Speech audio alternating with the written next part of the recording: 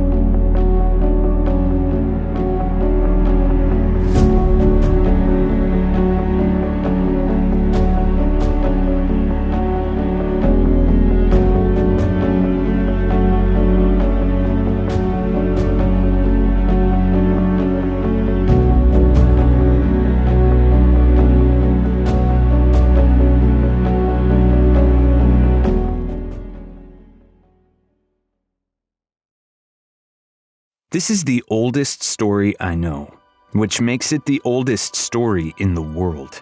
It's older than Aesop, older than the Brothers Grimm, old enough that you'll never hear it from anyone else, unless you can talk to rocks. Except the rocks tell it wrong. The only ones who've committed it to memory are the mountains, which were no taller than anthills when the story first came to them. They whisper it to one another on moonless nights when they think I'm not listening, even quiz each other on the details. Yet their narration is stiff and lifeless. You'll only want to hear it from them if you have no other choice. The story can also be heard in the sea, if you dive deep enough. Go down to that line where the sunlight won't reach and the waters turn from blue to black and listen. You will hear voices muttering it from the depths. I have no idea who's doing the talking, and I'm too afraid to ask.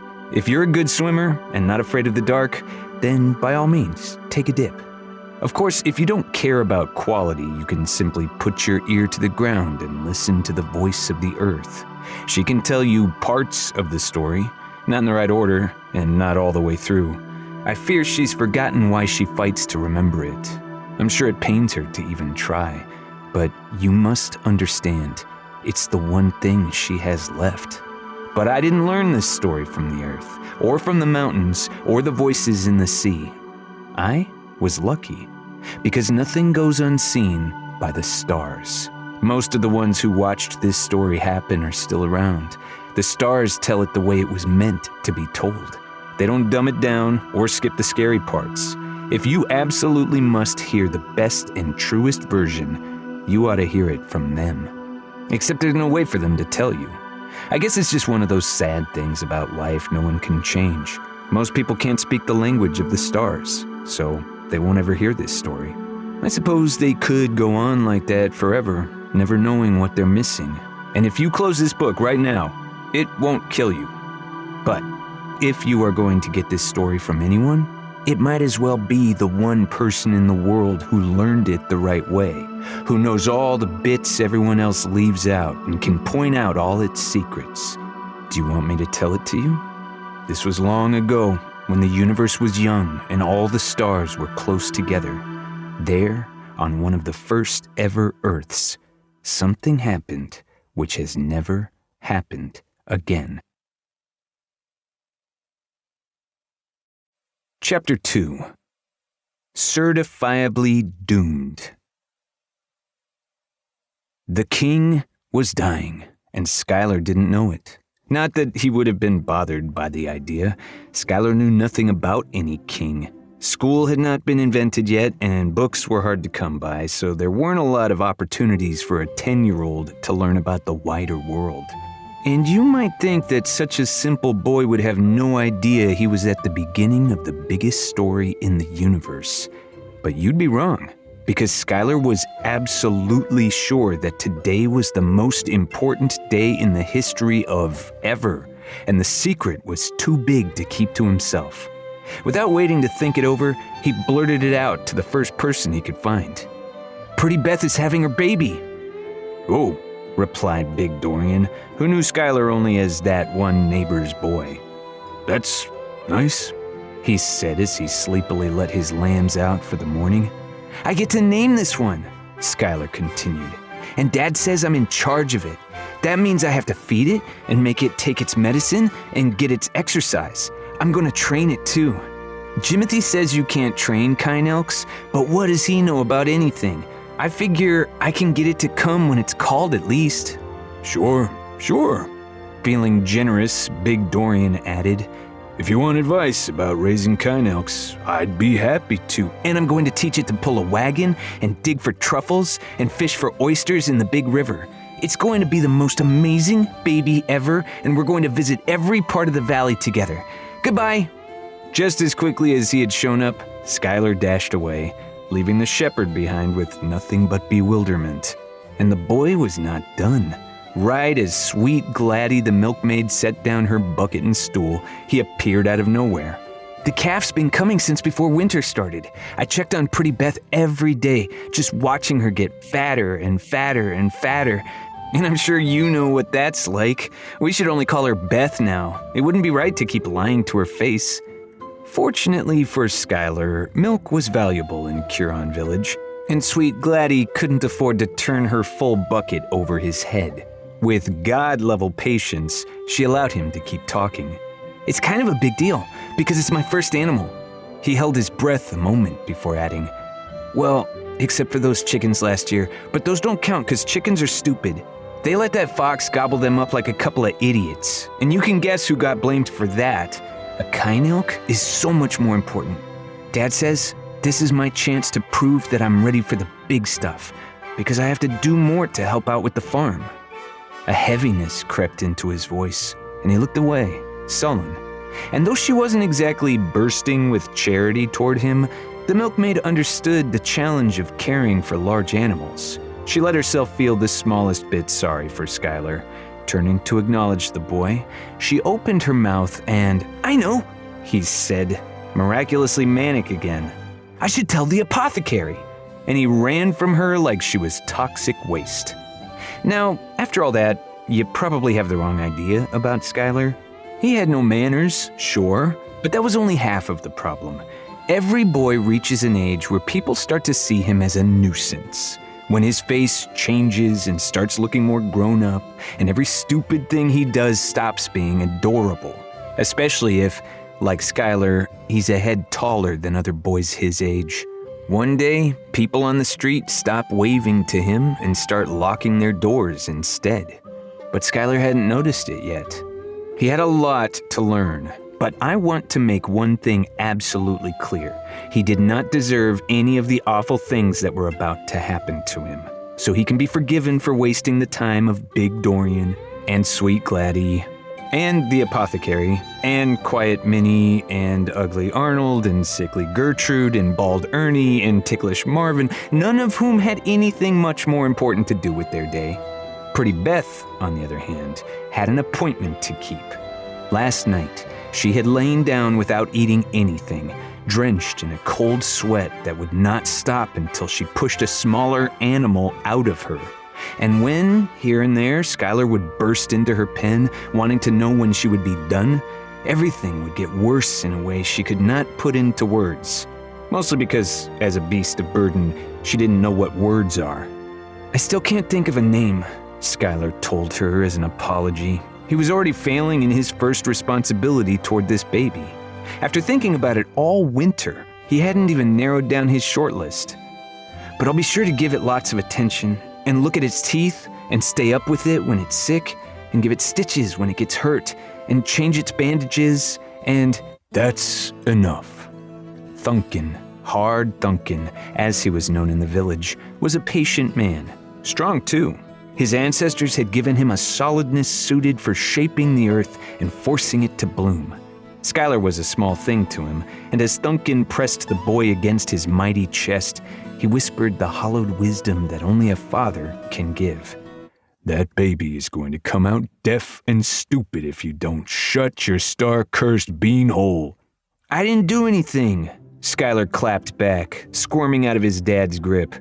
He liked to believe he had a hard life, which he did.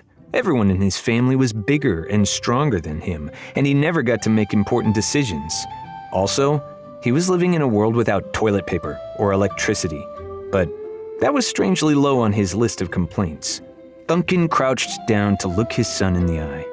"You remember what we talked about, right?" "Of course." Skylar waited a moment before adding, what was it again?" "We agreed that this new calf is going to teach you responsibility." "Right. I have to feed it and walk it and be patient with it. That's the most important part. Babies make lousy pets. They wander off, they break rules, and they don't feel bad about it. From now on, this is going to be your biggest problem, figuring out how to constantly forgive them." Skylar didn't catch the confession hidden in his father's words, and he had no answer for it either. For too long, the two of them stewed in a moment of father-son awkwardness until Thunkin gave his boy a way out. "If you really want to help with the birth, you should fetch some wintergreen from the wood's edge. It will help Pretty Beth with the pain." Skylar nodded. "I've seen the spot where it grows." "Good boy." Thunkin slapped his son between the shoulders. "Better be quick. That baby is coming fast."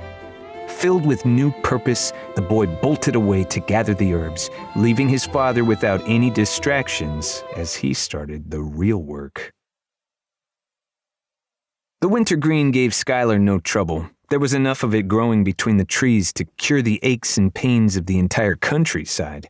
He filled his pouch with fresh leaves until the aroma made his eyes water. Running back from the wood's edge, he stopped a moment, struck by the clearness of the day. There weren't a lot of places where you could see all of Curon Village in one eyeful. The hollow where it lay was hilly, carved through by 4 creeks that swam together into one river at the other end. It was a place of sheep and jackalopes, kine elks and chickens, and of people who treated everything they owned like it was a family member.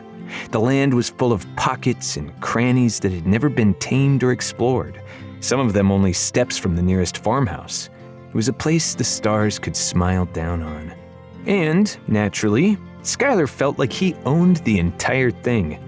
But his dad was counting on him, and he couldn't slack off like a little kid anymore. Things would be different after today. Everyone would see just how much Skylar could do. He ran double fast down the hill now, determined to be there when the calf was born. He ran so fast, in fact, that he wasn't able to stop himself from crashing into the worst person in the world. "Watch where you're going, Pipsqueak." Jimothy peeled Skylar off him with a sneer, and he was a champion sneerer. As far as mean older brothers go, he ranked somewhere between honorable mention and a silver medal, depending on the day he was having.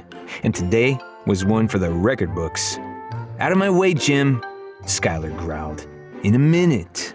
The chores he'd been doing that day crusted Jim's hands with sap, sawdust, and soot, and he took this opportunity to wipe them clean on Skylar's blonde hair. "Stop it!" Skylar broke his brother's grip. "Use your shirt." "My shirt is worth something," Jim replied, rolling his eyes. "Nobody cares if you get dirty. You're just a kid." And all Skylar's plans about running straight home went up in flames because those words demanded a response.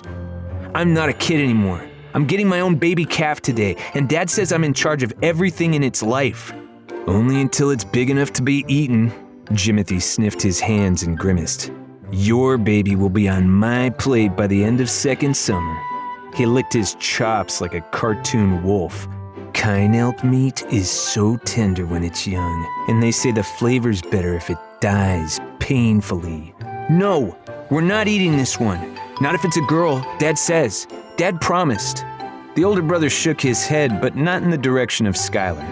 "Such a pipsqueak," he said, all too smugly.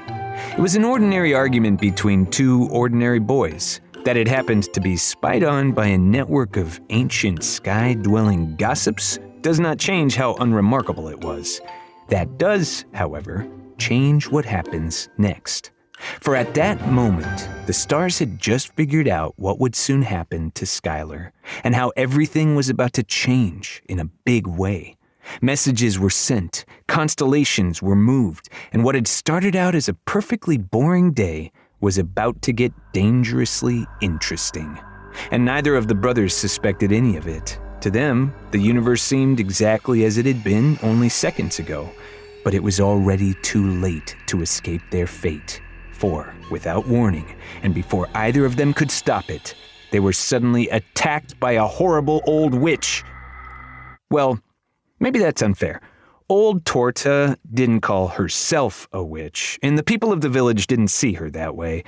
To them, she was just a childless old widow who had a fondness for cats, and cooking medicine in cauldrons, and wearing a pointed hat, and who everyone respected but also secretly feared, because she could see things that other people couldn't, and say things that could come true later, and who was village famous for her distinctive cackle.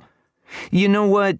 I take it back. She was a card-carrying, first-class, dyed-in-the-wool witch, and not the kind that gives out candy at Halloween.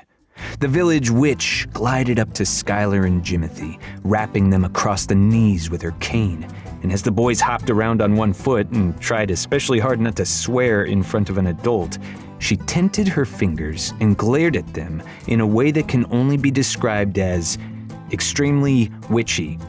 "You would think," she said with narrowed eyes, "that on such a lovely day, in the most perfect village in the entire universe, that I would be able to take a walk." The boys, now frozen, stared at all that witchiness with just as much dignity and grit as you would have shown in the same situation. Keep in mind that old Torta was not known for her good looks, but she was known for the way she looked at everyone else, with a leer that could make cottage cheese. And you would think that on that walk, during that day, in that village, that I would not be interrupted by a pair of idiots arguing over nothing. You, she pointed at Jimothy, are behind schedule on that little project of yours. Just how is my charming Tess supposed to sleep at night when her husband-to-be cannot finish that roof he promised her? Jimothy sweat icicles, but he managed to reply, "I don't see how that's any of your business." Her pudding-like face managed to crack a smile. "You're right." And that was the worst thing you could hear from the witch's mouth. "It is no affair of mine who my grandniece marries. In fact, I should be grateful she caught the eye of such a famous man. Every mother, maiden, and old woman in the valley has heard of bone-idle Jimothy." Skylar gasped. Speaking a person's gossip name in front of them was the height of rudeness. Some people went their whole lives without hearing theirs, and Jimothy had one of the worst in the entire village. Used here, it was an insult more powerful than any swear word. Jimothy looked like he was about to vomit. "Oh," he managed, glancing away from the unrelenting gaze of the old woman before it melted him. Thank you for reminding me. I should get going." Straightening, he added, "Sorry I don't have all day to shoot the breeze with you, Pipsqueak, but people depend on you when you're actually good for something." With a snort, he loped away. The smell of sap lingered, but the day could only get brighter without Jimothy in it, and though her verbal assault still left him in shock, Skylar turned to old Torta to thank her, which was a mistake. He should have run. "It appears we have business," said the woman who, regardless of any charity she had just shown, was still a freaking witch. Skylar hadn't spent a lot of time around her, but in the stories he'd heard, she had done everything. She had turned people into toads and boiled them, walked through walls like a ghost, flown around the valley on a magic kite, and sent gnomes to pull out little children's teeth while they slept. And she was the last person you wanted to have business with. I'm not sure how she would have felt knowing rumors of her would be repeated here, more than 20 billion years after her approaching death, but I am certain she did know it. "I'm sorry," Skylar blurted, thinking that the apology might protect him from the worst of what was coming. She waved away his words. "Too late for that. What are you doing here, child? The oaf I was expecting. But you?" She traced a tiny circle in the air at him. "We're not supposed to be here." What was he doing there? He hadn't forgotten about the errand he was on, yet he didn't dare turn his back on such a sweet old psychopath. Out of options, he held still while she kept thinking out loud. "Did you perhaps step on a toadstool? That can sometimes change fate. I've seen it happen, and it's always a star-blasted pain to deal with." She thumbed the top of her tufted cane, which may have started its life as a broomstick, before answering her own question. "No, that's not what this is. Could it have something to do with that smell instead? That is wintergreen you're smuggling, isn't it?" Skylar wondered why she had to phrase it that way, but couldn't avoid telling the truth. "Yes, that's a powerful herb, but not powerful enough to force this meeting to happen. Still, nothing else can explain it, unless..." Squinting, she reached out to stroke his hair, and Skylar felt his bones chill. With a pinch of powder between her fingers, she asked, "What is this?" "Sawdust," he answered. "Ma'am, it's sawdust, ma'am." He hyperventilated, but old Torta's eyes gleamed, and she crowed. "I knew it. I've never seen a more obvious sign. Oh my, this is big." And if he didn't interrupt now, Skylar would have exploded. "What is it? You have to tell me." The witch shrugged. "It's nothing to get upset about. You're just doomed is all." "Doomed?" "Certifiably doomed. Fate has marked you, and you will be changed." She kept munching her lips as if afraid they would fly off her face. "You seem to be quite the special case, young man. I didn't want to believe my instinct, but now I am certain. You are going to do something, and that something is going to last forever." Skylar waited for more, but that was all there was. Smiling politely, old Torta walked away, step by cane by step. He still didn't grasp what had just happened. Being doomed by Torta was supposed to be the worst thing that could happen to anyone in the village, but she had sounded almost like she was congratulating him. In any case, she hadn't mentioned specific horrors looming in his future. As far as impromptu meetings with witches go, this one had been almost pleasant, and also short. And as soon as she was gone, the eye-watering smell of wintergreen reminded Skylar where he needed to be. He beat feet toward his family's animal pens, cutting across the pastures of other villagers and hopping timber fences until, breathless, he landed in front of a moaning Pretty Beth. His mother, Shiandra, had joined his father and held the kind elk's head in her lap. She took the pouch from Skylar without any fuss and crushed some leaves beneath Pretty Beth's nose. The rest she handed to Thunkin, who managed the business end of the animal. "Head's peeking out," he told his son. "This one's a mite big, though. Get in there, Skylar, just like I showed you." Now, most 10-year-olds I know would have a few things to say before putting their hands up inside a living animal, but for Skylar there was nothing squeamish about it. He was growing up in what was basically the Middle Ages, and birthing calves was something everyone in his village, maybe everyone on his planet, knew how to do. So when his father told him to reach inside Pretty Beth, Skylar did it right away. His hands carefully found the baby's shoulders, and grabbing hold of its forelegs, he leaned back until... Splorp! Skylar beheld the miracle of birth. The nasty, nasty miracle of birth. Nasty caked the whole body of the calf. It landed in a puddle of nasty, and the nasty got into Skylar all the way to his elbows. and the poor baby could only crouch on wobbling knees, struggling to do something you would never guess it could do unless you'd already been where Skylar was now. The baby stood up. Like every kine elk who had ever been born, it began walking before it even learned how to breathe air, and without any help, it went right where it needed to go. Thunkin rolled a wintergreen poultice for Pretty Beth's hind legs, and before he'd finished, the calf had eaten its first meal. He lifted the baby's tail. Girl! Skylar clapped his nasty hands at the happiest news of his life. Then you are mine forever, he told the baby, petting her slick coat as she blinked wrinkled eyes at him. And we're going to spend every day together and take walks along the creek and up the foothills, and I'll feed you oats and raisins, and you won't end up on Jim's plate by the end of second. What will you call her? Thunkin asked, mostly as a way to keep his son from rambling. Skylar cocked his head. After all the distractions he'd had today, there'd been no time to think of names. Somewhere in the back of his head, he'd held on to the hope that the right name would just be there when the time came. And it was. The word he'd been about to say became the baby's name. Summer. His father chuckled, not understanding Skylar's reasoning, but Sheandra jumped for joy. She loved baby animals and could not be happier to see her little boy bond with one. She was, however, still a concerned mother. Get your hands off that slimy calf. You're already soaked with kine elk guts. Wash it off or I'll scrub you with stinging nettles. Right, Mom.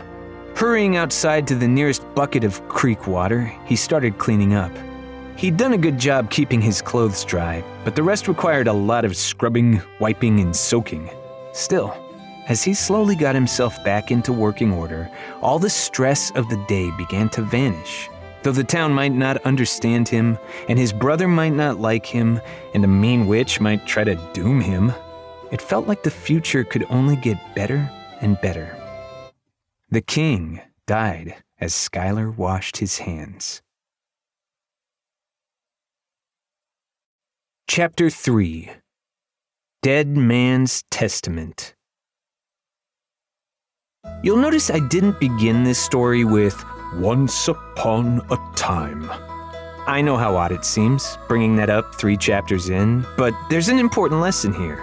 "Once upon a time" is a forecast for a bad story. It's the storyteller's way of announcing that he never learned how to write an opening, that he finds you unintelligent, and that he can't be bothered to think of anything original. Anyway, once upon a time, there lived a king. But not like the kings you find in other stories. For one thing, he had never ruled a country. He wasn't fond of countries, which explains why he'd outlawed them. His glorious exaltedness, Herrick II, lived a life most kings can only dream of. The name of his kingdom was Everything, and its people were known as Everyone. And though his capital lay many days away from Skylar's mountain home, word of the man's failing health had already reached the ends of his earth. It's hard to appreciate, so long after the fact, just how big a deal the man's death would become. To put things into perspective, everything in this story happened a bajillion years before the first dinosaur had been invented. You have no more business crying over King Herrick than you do for Tyrannosaurus Rex. But back then, absolutely everyone grieved at the idea of losing him, without exception. Except the ones happy and excited to learn he was dying. Because let's face it, why would you want a sickly old king when you have a shiny new one waiting to take his place? All eyes turned now to the heir, Herrick's only son, as the future of the kingdom and the world. Coins bearing the boy's face had already been struck. Officials made plans to rename cities and landmarks in his honor, and everyone started to ask, what kind of person is this prince? What sorts of things does he like? And what could be done to make him happy? In those questions, there was money to be made. Or lost. The smart ones had already jockeyed into position, placing their bets on the biggest gamble in a generation. They were all going to lose. because no one understood how not ready Herrick, the world king, was to die. And having never died before, despite some close calls, I hesitate to judge him, but to a man who literally has everything, death hurts so much worse than for other people. A man like that won't make peace with the idea. He's going to destroy whatever he thinks is killing him. So, in the final stretch of his illness, after all the blood vomiting, bedsheet tearing, and ragged slurping moans, the king did something no one could have expected and that we will all regret. Turning to his young son, he begged for the ultimate favor, a dead man's testament. Such last-minute contracts were notorious for their danger, and this one would prove more deadly than all the rest. But what son could deny the wishes of his dying father? With an oath, he swore to it on the spot. Sage had never made such a grown-up promise before, and he found out right away how unprepared he'd been to make it. His mother, in a panic, ordered him from the room. At 10 years old, he was too big to literally kick out, but still scrawny enough for 2 men to haul off, if those men had enough rank to lay hands on the next king. I don't suppose you'd believe that the only 2 men in the world who fit that bill were already right there, within snatching distance. They caught the prince under the armpits and dragged him away. It was tough love and stranger danger all rolled up in a long fit of kicking, biting, and nasty name-calling. Still, as unpleasant as the experience felt for Sage, it happened in the most comfortable home on the entire planet. I'm not making excuses for the men who were kind of kidnapping him. I'm just saying that all the times I've been hauled off against my will, I was never taken anywhere near as nice. Every atom of Ptolemy Palace was expensive and beautiful. Even its frills had frills. Wood paneling in every room and carpets so rich and thick that your feet would sink into them like quicksand. Not to mention the countless fireplaces, tapestries, mosaics, frescoes, suits of armor, and gold leaf engravings on every surface. The humblest doorknob or footstool would make a Fabergé egg blush. And I'm sure you already know that when a boy misbehaves, he gets sent to his bedroom, but princes don't have bedrooms. They have chambers, which are like having a little house of your own inside the palace. Sage had his own front door, and his own second floor, third floor, and basement, containing his own bedchamber, bath chamber, wardrobe, kitchen, dining hall, audience chamber, library, and other necessities. His captors stormed into the engraved bedchamber, locked the engraved door behind them, and tossed the prince onto an engraved bed which caught him like a down-stuffed catcher's mitt that was also somehow engraved. Better places for a timeout existed, but those didn't come with room service. "Well," said the taller of the 2 men, "it seems we have much to discuss." This was Belford, the king's chancellor. Now, a chancellor is someone who... Actually, whatever a chancellor does is not important. You only need to know that Belford had spent his life working for the king and knew everything about how to run the kingdom. Much like the green velvet coat he wore, he was fancy but not handsome, and much too soft for any kind of hard work. "Take me back to him," the prince commanded. The chancellor gulped. "That would not be wise." "I don't care what it would not be. It is my command." And Sage said it with such perfect royal posture that the man flinched. "You will let me out now." "What for? Will you be doing the embalming yourself?" That was the whiter and ruder of the 2 men. General Hazen had command of all the kingdom's knights, and he'd never met a problem that couldn't be solved by sticking something sharp and steely into it. A veteran of many battles, he was harder to intimidate than a chancellor. "I know you're a curious lad, but take it from an old soldier. You don't want to be there for his last moments. It's hard to look at him when he's so weak. Not to mention loopy as a chainmail noose." "Hazen!" Belford shouted. Stars forgotten man! Can you not wait until his exaltedness is cold before you start slandering him up and down the countryside? Sorry, was this meeting about me? The general said with a dangerous glint to his eye. He's right there, Belford. Talk to him. The chancellor sighed, turning his full attention to the prince. He began, You no doubt have many questions about what happened in your father's chambers. I have no questions, Sage insisted. I will do what father asked of me. Belford's eyes popped, but he continued. That would most certainly be a mistake, my lord. You may be crown prince, but even for you, some things cannot be. You can deny me nothing, and not many children can make a grown man back down. But a space opened up for Sage as he stepped off the bed, pushing the chancellor out of that circle of royal confidence as if it had been a wall. You think I don't know how this works? Any heir who dishonors a dead man's testament cannot receive an inheritance. If I refuse this one, then I cannot become king. Grunted General Hazen.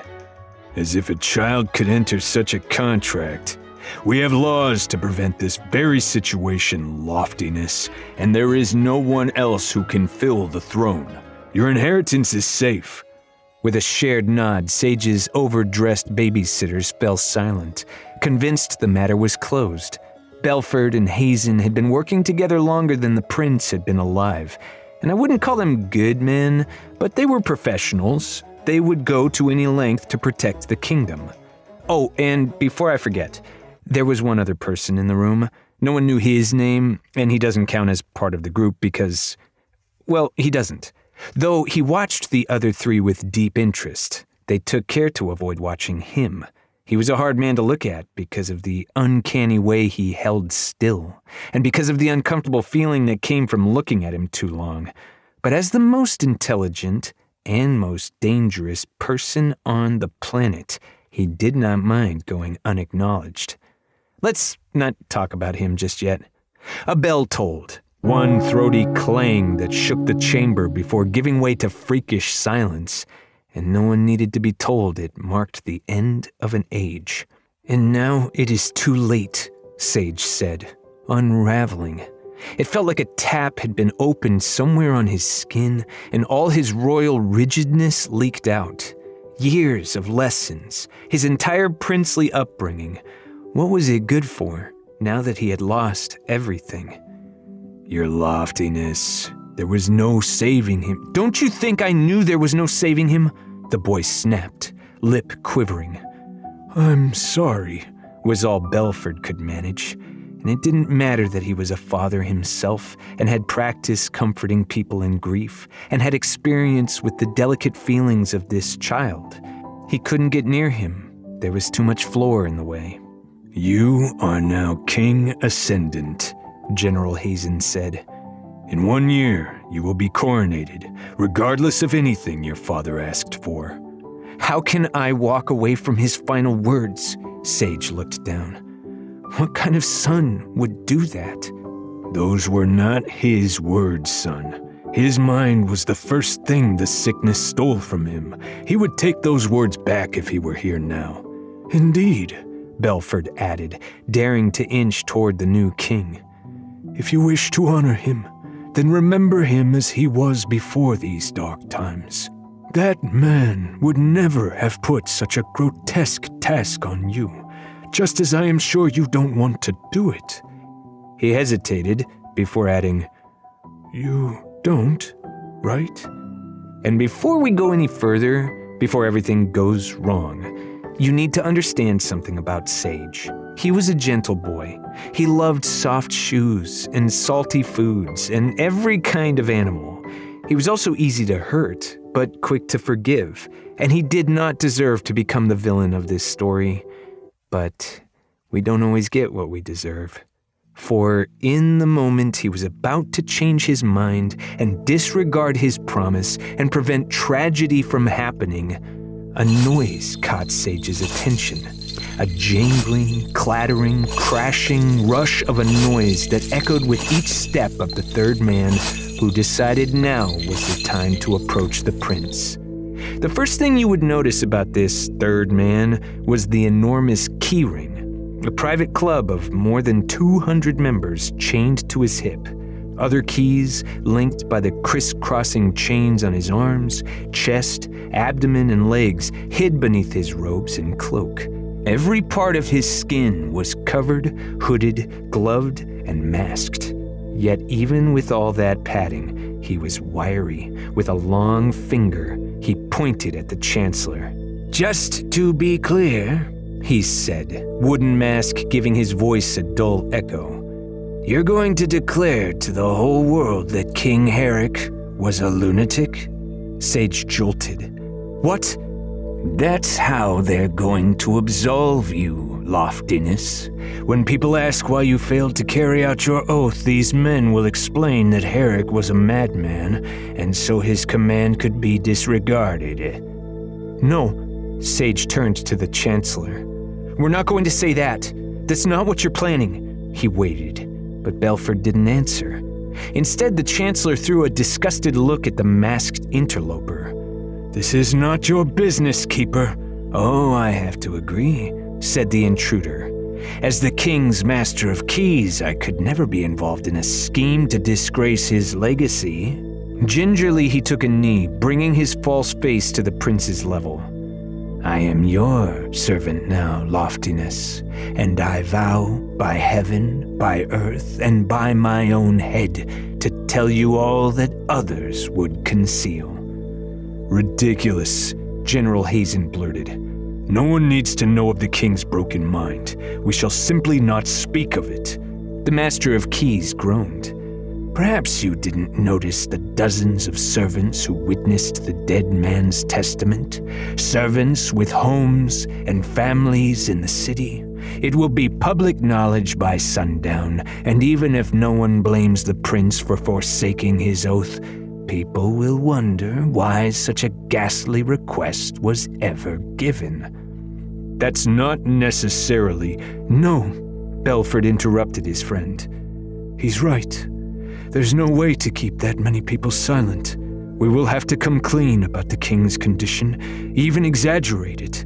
Everyone must understand his final decree was invalid." "But then, they'll hate him." Sage couldn't believe what he was hearing. "He'll be a monster in their eyes." Regaining his royal posture, he gave a command. "You will not call him a mad king." "He was a mad king." The Chancellor folded his arms. "And there is no way to convince the world otherwise." No one could tell when the Master of Keys was smiling. A face had been scratched into the polished wood of his mask, but its lips clamped tightly, as if to suggest he would never tell any secrets. Still, I think he may have cracked a smirk as he rose to full height, with all those keys rattling like bones on a string. "But you're wrong. There is a way to convince everyone on Earth that Herrick was a wise and righteous king, even at the end." "How?" Sage asked, desperate. "Just do as he asked. Keep your oath." The reaction was immediate. Chancellor and General exploded together. "Absolutely not. What nonsense. You've gone too far now, Keeper. Remember your station. The Queen shall know of your treachery. Should have you hanged. Always knew you were a viper. You've no say in this, not at all." "Enough!" Sage screamed. The others hadn't seen him start crying, but a dam had burst in his face. He could think only about how much he needed his father to be here, to help him with the decision he had left him. None of these men understood the changes happening in this moment, what he was losing hold of, how close he came to just quitting. But even a ghost of a hope he would hear out. "The Master of Keys will explain himself. Why should I keep the dead man's testament?" The hooded man looked at the others, but they didn't dare interrupt. Satisfied, he addressed the King Ascendant. "Your father's last request was to eliminate a threat only he knew of. If we disregard his warning, people will understand that your father was mad. But if we treat it seriously, taking real action against this terrible threat he feared, people will doubt their doubts. Our commitment to the king's wishes will prove that the threat was real, and maybe it is. Your father was a great man. Perhaps it is we who are mad for disbelieving him."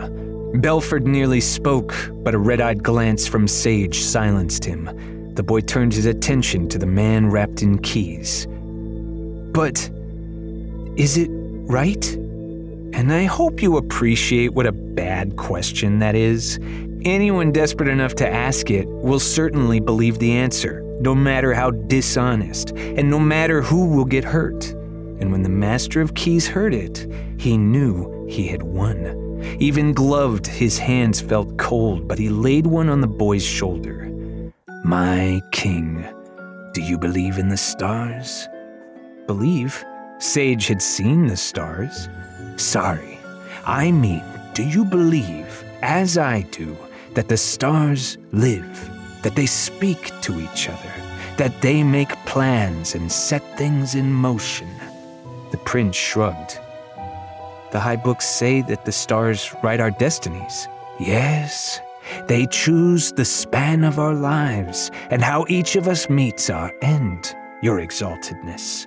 And never before had anyone addressed Sage by the title of a crowned king. "I believe Herrick had a purpose in mind when he set this task upon you.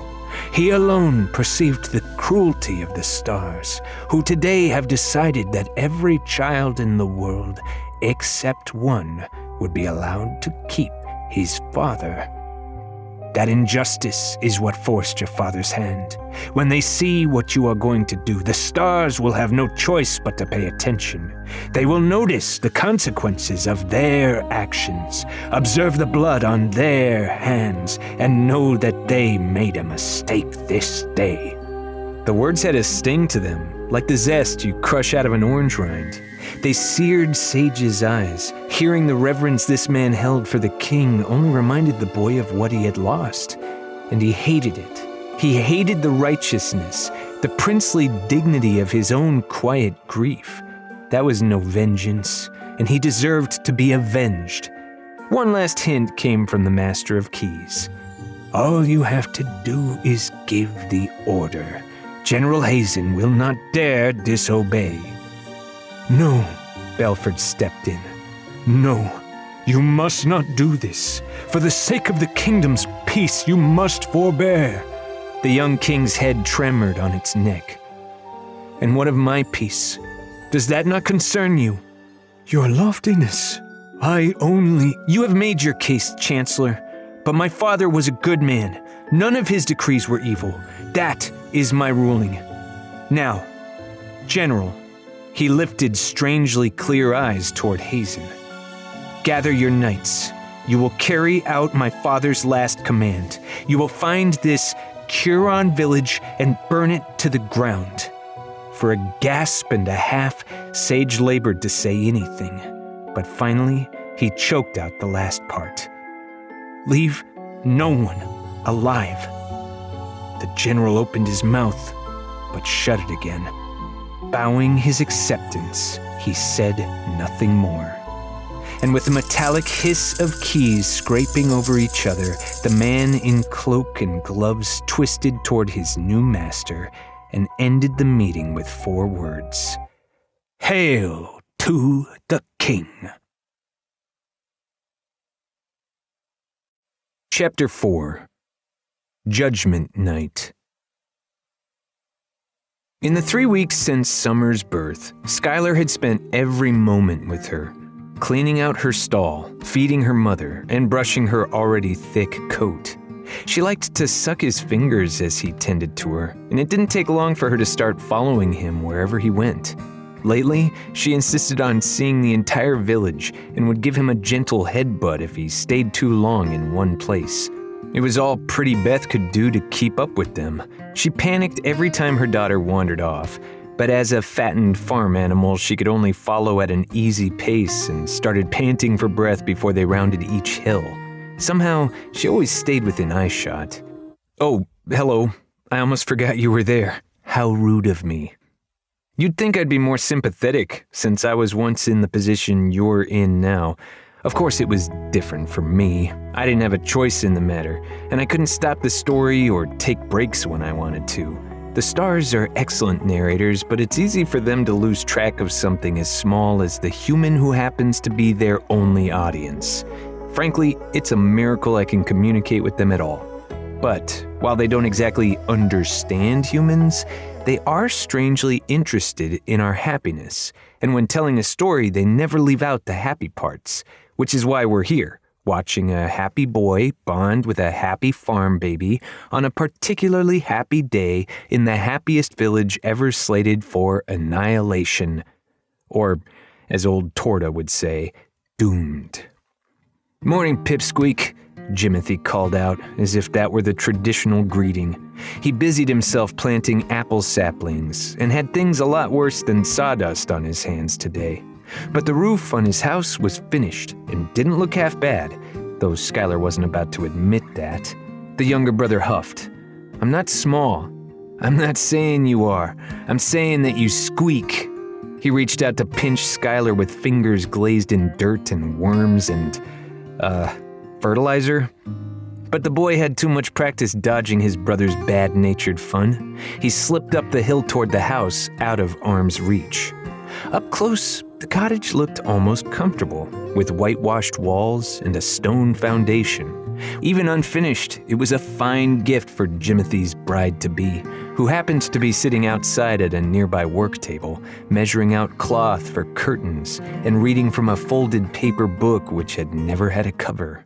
"Must you always antagonize him?" Tess nagged, stuffing a curtain scrap into the book. "Now look, you're planting the apples too close to the house. I am not going to spend both autumns of every year sweeping fruit off my front walk. Move them down to the creek." "The creek?" Jimothy sounded like he'd been stabbed. "That's a steep hike just for apples. Wouldn't you rather pick them right from your window?" "Why would I need to bother with a window when I have a limber husband to hand-deliver those apples straight to my table anytime I need them? Life is good." Loverboy grumbled, but he jabbed his stone spade around the saplings and started prying them out of the ground. Skylar smiled. He knew that, on some level, Tess made his brother happier than he'd ever been, but how that worked was a mystery. "I can't wait for you to get married," Skylar said. "You should save that excitement for your own wedding," Tess replied. "That's not going to happen for ages and ages. 5 years is not as long as you imagine. You'll be as old as Jimothy then." I'm going to give you a moment here to do some math. I'll know you're done when you start frowning. A lot of people, it turns out, take exception to the idea of a 15-year-old boy getting married. The girl was also 15, but I bet that won't improve your outlook on the whole thing. That's okay, I'm on your side. 15 is way too young. It's not right. But it's also kind of normal, for most of human history, I mean. On Skylar's Earth, Jim and Tess were considered adults, and as adults, I can't make their choices for them. Besides, they made such a cute couple. The older brother scoffed. "Skylar's already got a wife, and you've got to admit they're perfect for each other. They smell the same. He talks enough for 2 people while she never says anything, and she can't bite him because she's got no teeth. Though he'll want to watch out once she grows antlers. Jimothy." Right. Apples to the creek. He hefted a sapling out of the earth. "And I'll be thinking of you for as long as we're apart, Starlight. I shall hold my breath until you return, O sailor prince of the sky. Anything for you, Apple Blossom. I know you will, Honey Drop, Sweet Bean, Sugar Barrel, Cream Cloud, Stone Soldier, Mutton Ball, Barley Bread, Copper Bottom, Love Dragon. And I'm going to do you one better than the stars and end the list there. The cuteness odometer can go only so far before it circles back around to 0. With a blown kiss, Jimothy took the first sapling down the hill. Summer hadn't understood the smallest bit of what had just happened. Frightened, she ran to her safe place in the crook of Skylar's arm, which was only big enough to hold her head. But that was comfort enough. He scratched the space between her big brown eyes as she looked up at him. "Horns?" he whispered. "Sorry?" Tess said. "Girl kine elks grow horns, only the boys grow antlers." "Oh, yes. Jimothy knows that, I think. In any case, it takes years to choose the right girl. You really don't have so much time left." Her eyes fluttered, staring across the fields to the next house over. "Maybe even less than I thought. Looks like my aunt is paying your mother a visit." "Old Torta?" Skylar whipped around, apprehension climbing up his spine. The village witch usually came to people's homes when a family member was scarily sick, and she often brought bad news. "Maybe she just wants to talk about your wedding." Tess shook her head. "No, this is different." And she would know. The girl had an easier time reading her aunt's mood than anyone else in the valley. Old Torta barely used her cane, today. She had a spring in her step that could not be sunk, and she steamrolled Skylar's mother as she let herself into the house. "I'm going to go see." Summer nudged Skylar, already eager to go somewhere else. Still, he looked around before asking, "What about Jim?" "If he can't figure out where I've gone, then he doesn't need to know." Skylar nodded and hurried after the girl, who was already leaving, and handily beat him to his own home. With ears pressed against the rear wall, the pair eavesdropped on their relatives, which was unnecessary. Everyone inside was shouting. "I can't believe I'm hearing this." That was Skylar's mother, Shiandra.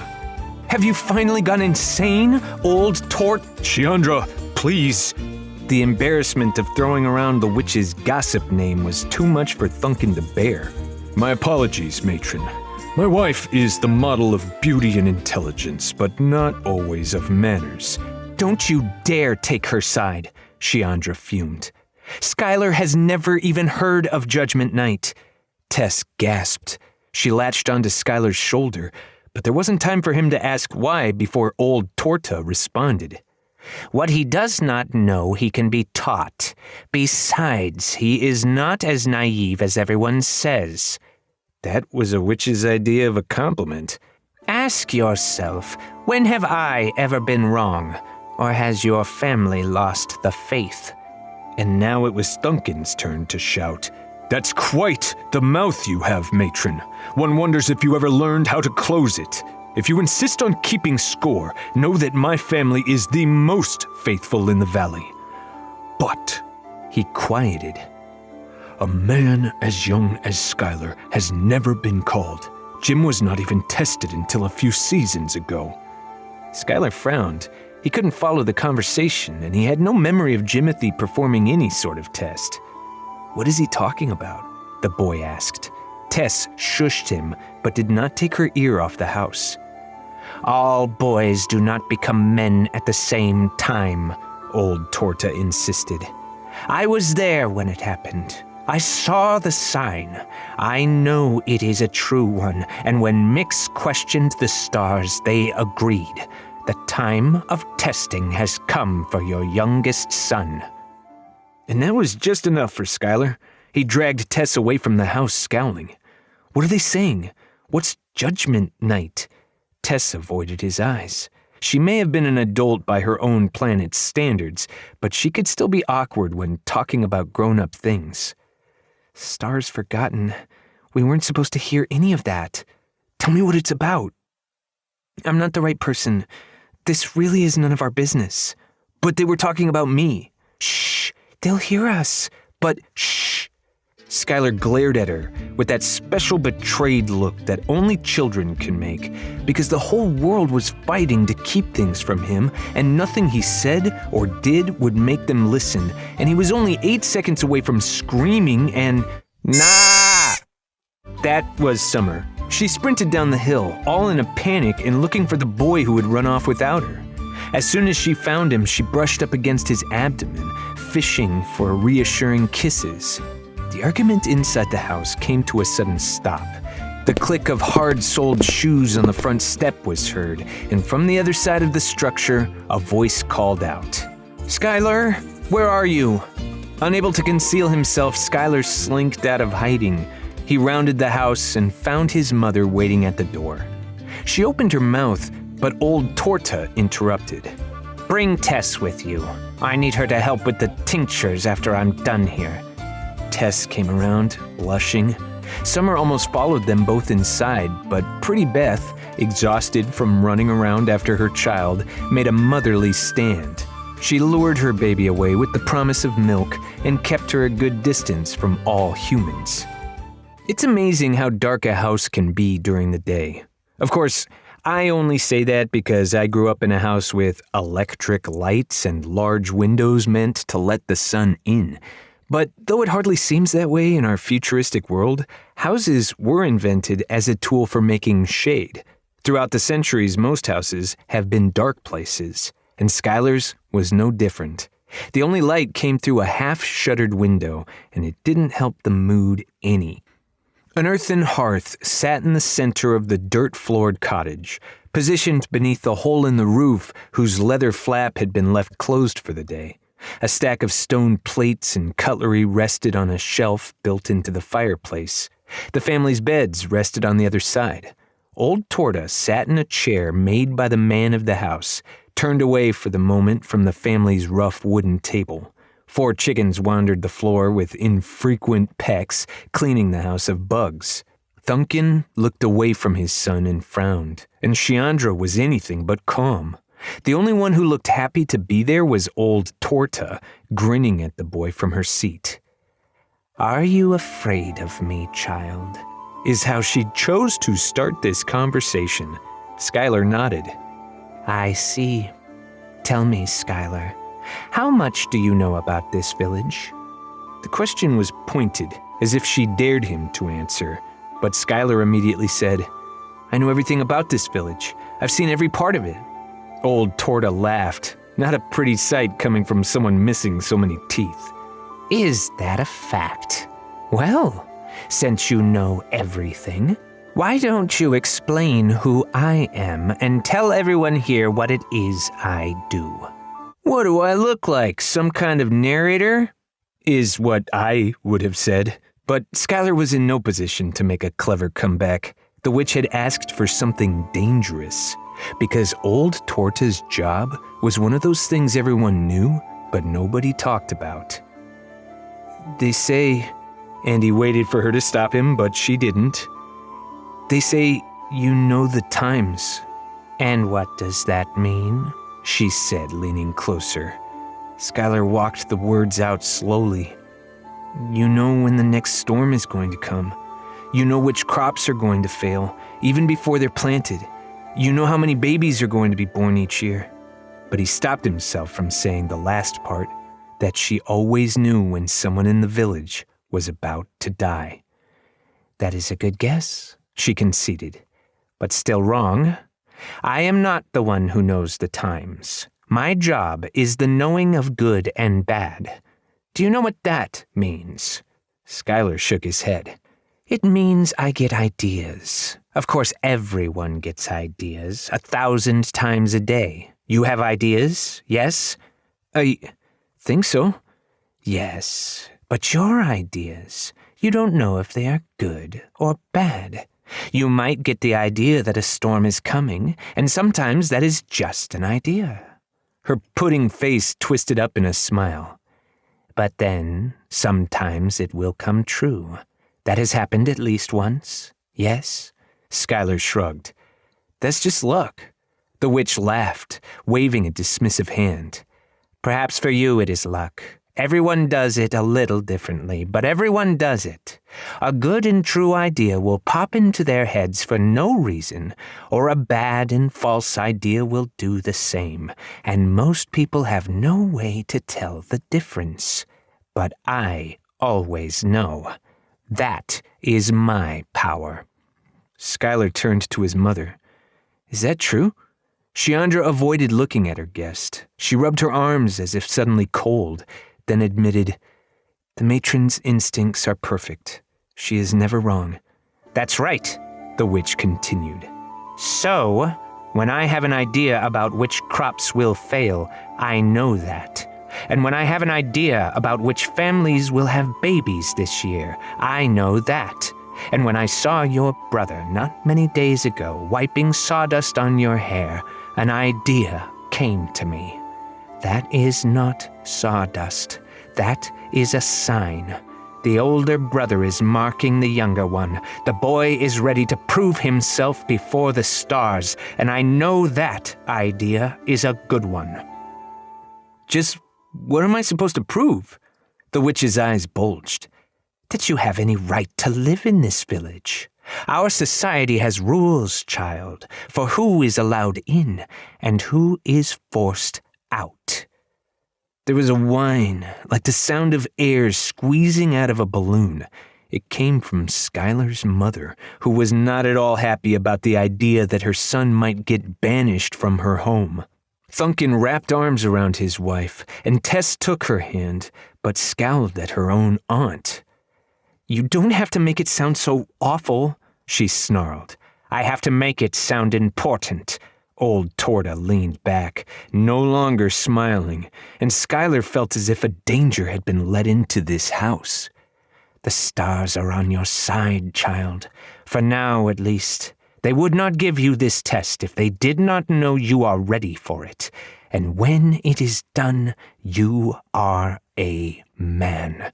You can start hunting with your father and brother. You can speak in town meetings. You can go outside the village. And your mother will not be allowed to give you punishments. Shiandra wailed. She slammed her husband's chest with her fists as she wept onto his shoulder. And when Skylar saw it, he understood that his parents did not have an answer for any of this and could not protect him from it, whatever it was. The test begins tomorrow night, old Tortoise said, rising from her chair. All is good. Without another word, she walked out of the house. I'm ashamed to admit I know almost nothing about Tess. It's possible she wasn't important enough for the stars to keep track of, but I don't think so. It's only a hunch, but I believe she was just too principled for even the stars to gossip about. There was no hypocrisy in her, and she honestly enjoyed befriending and forgiving people. And to her, it was obvious that Skylar's parents needed space. She led the boy by the sleeve out of his home and found a nice flat stone where the two of them could sit together. He needed all the help he could get. Skylar had just discovered that he was going to take a secret test he had not studied for. And in a world where school didn't even exist yet, that came as quite the surprise. Nasty questions got whispered around his brain. Why had everyone, even his mom and dad, kept this secret from him? Why was it so important? And would they really banish him from the village if he failed? Tess sidled closer to him and looked across the miles of pasture lands. Shaking her head, she interrupted the silence. Jimothy's going to lose his mind when he finds out. When I find out what? Jimothy replied, walking up behind them. He'd washed his hands, but he was still sweaty and gross. Even so, Tess made room for him on the rock. He sat with a thud. I moved all the apple trees, nice and far away, just like you wanted. She nodded.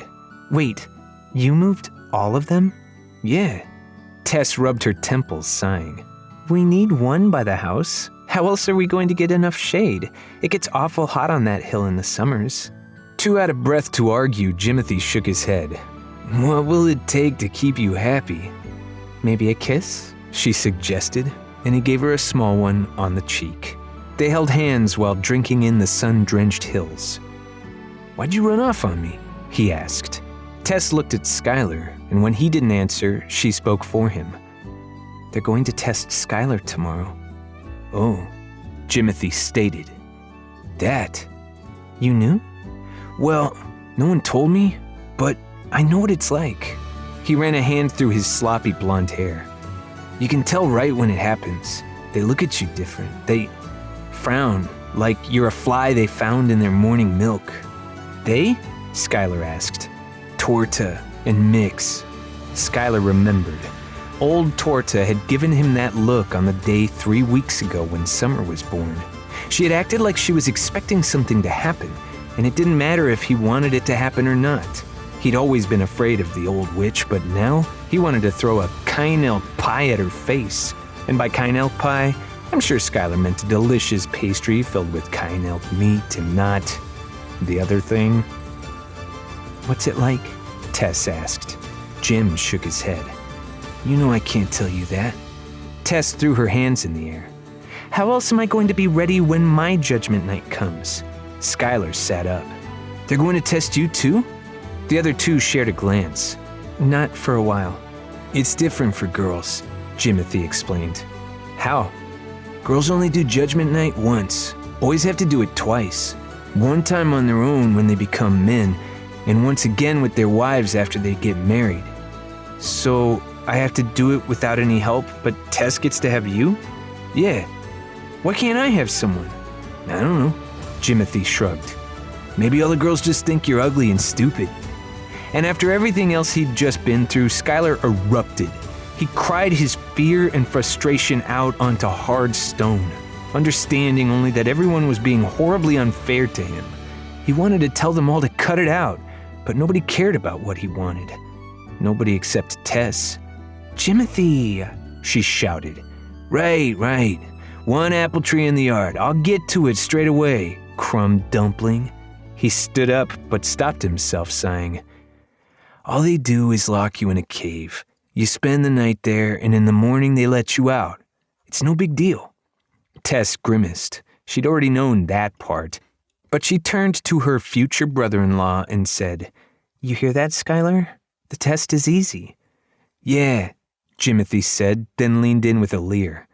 As long as you don't die in your sleep. Tess leaped off the rock. You stop that right now. But Skylar was already past the breaking point. In the space of an hour, everything he thought he knew had been turned upside down, and he couldn't keep it in. Just don't think about it so much, Jim said, rolling his eyes. Believe me, once it's over, it won't be a big deal. Congratulations, Pipsqueak. He loped away from the others, chuckling. Those long legs of his made it easy to spot him cutting through his father's land.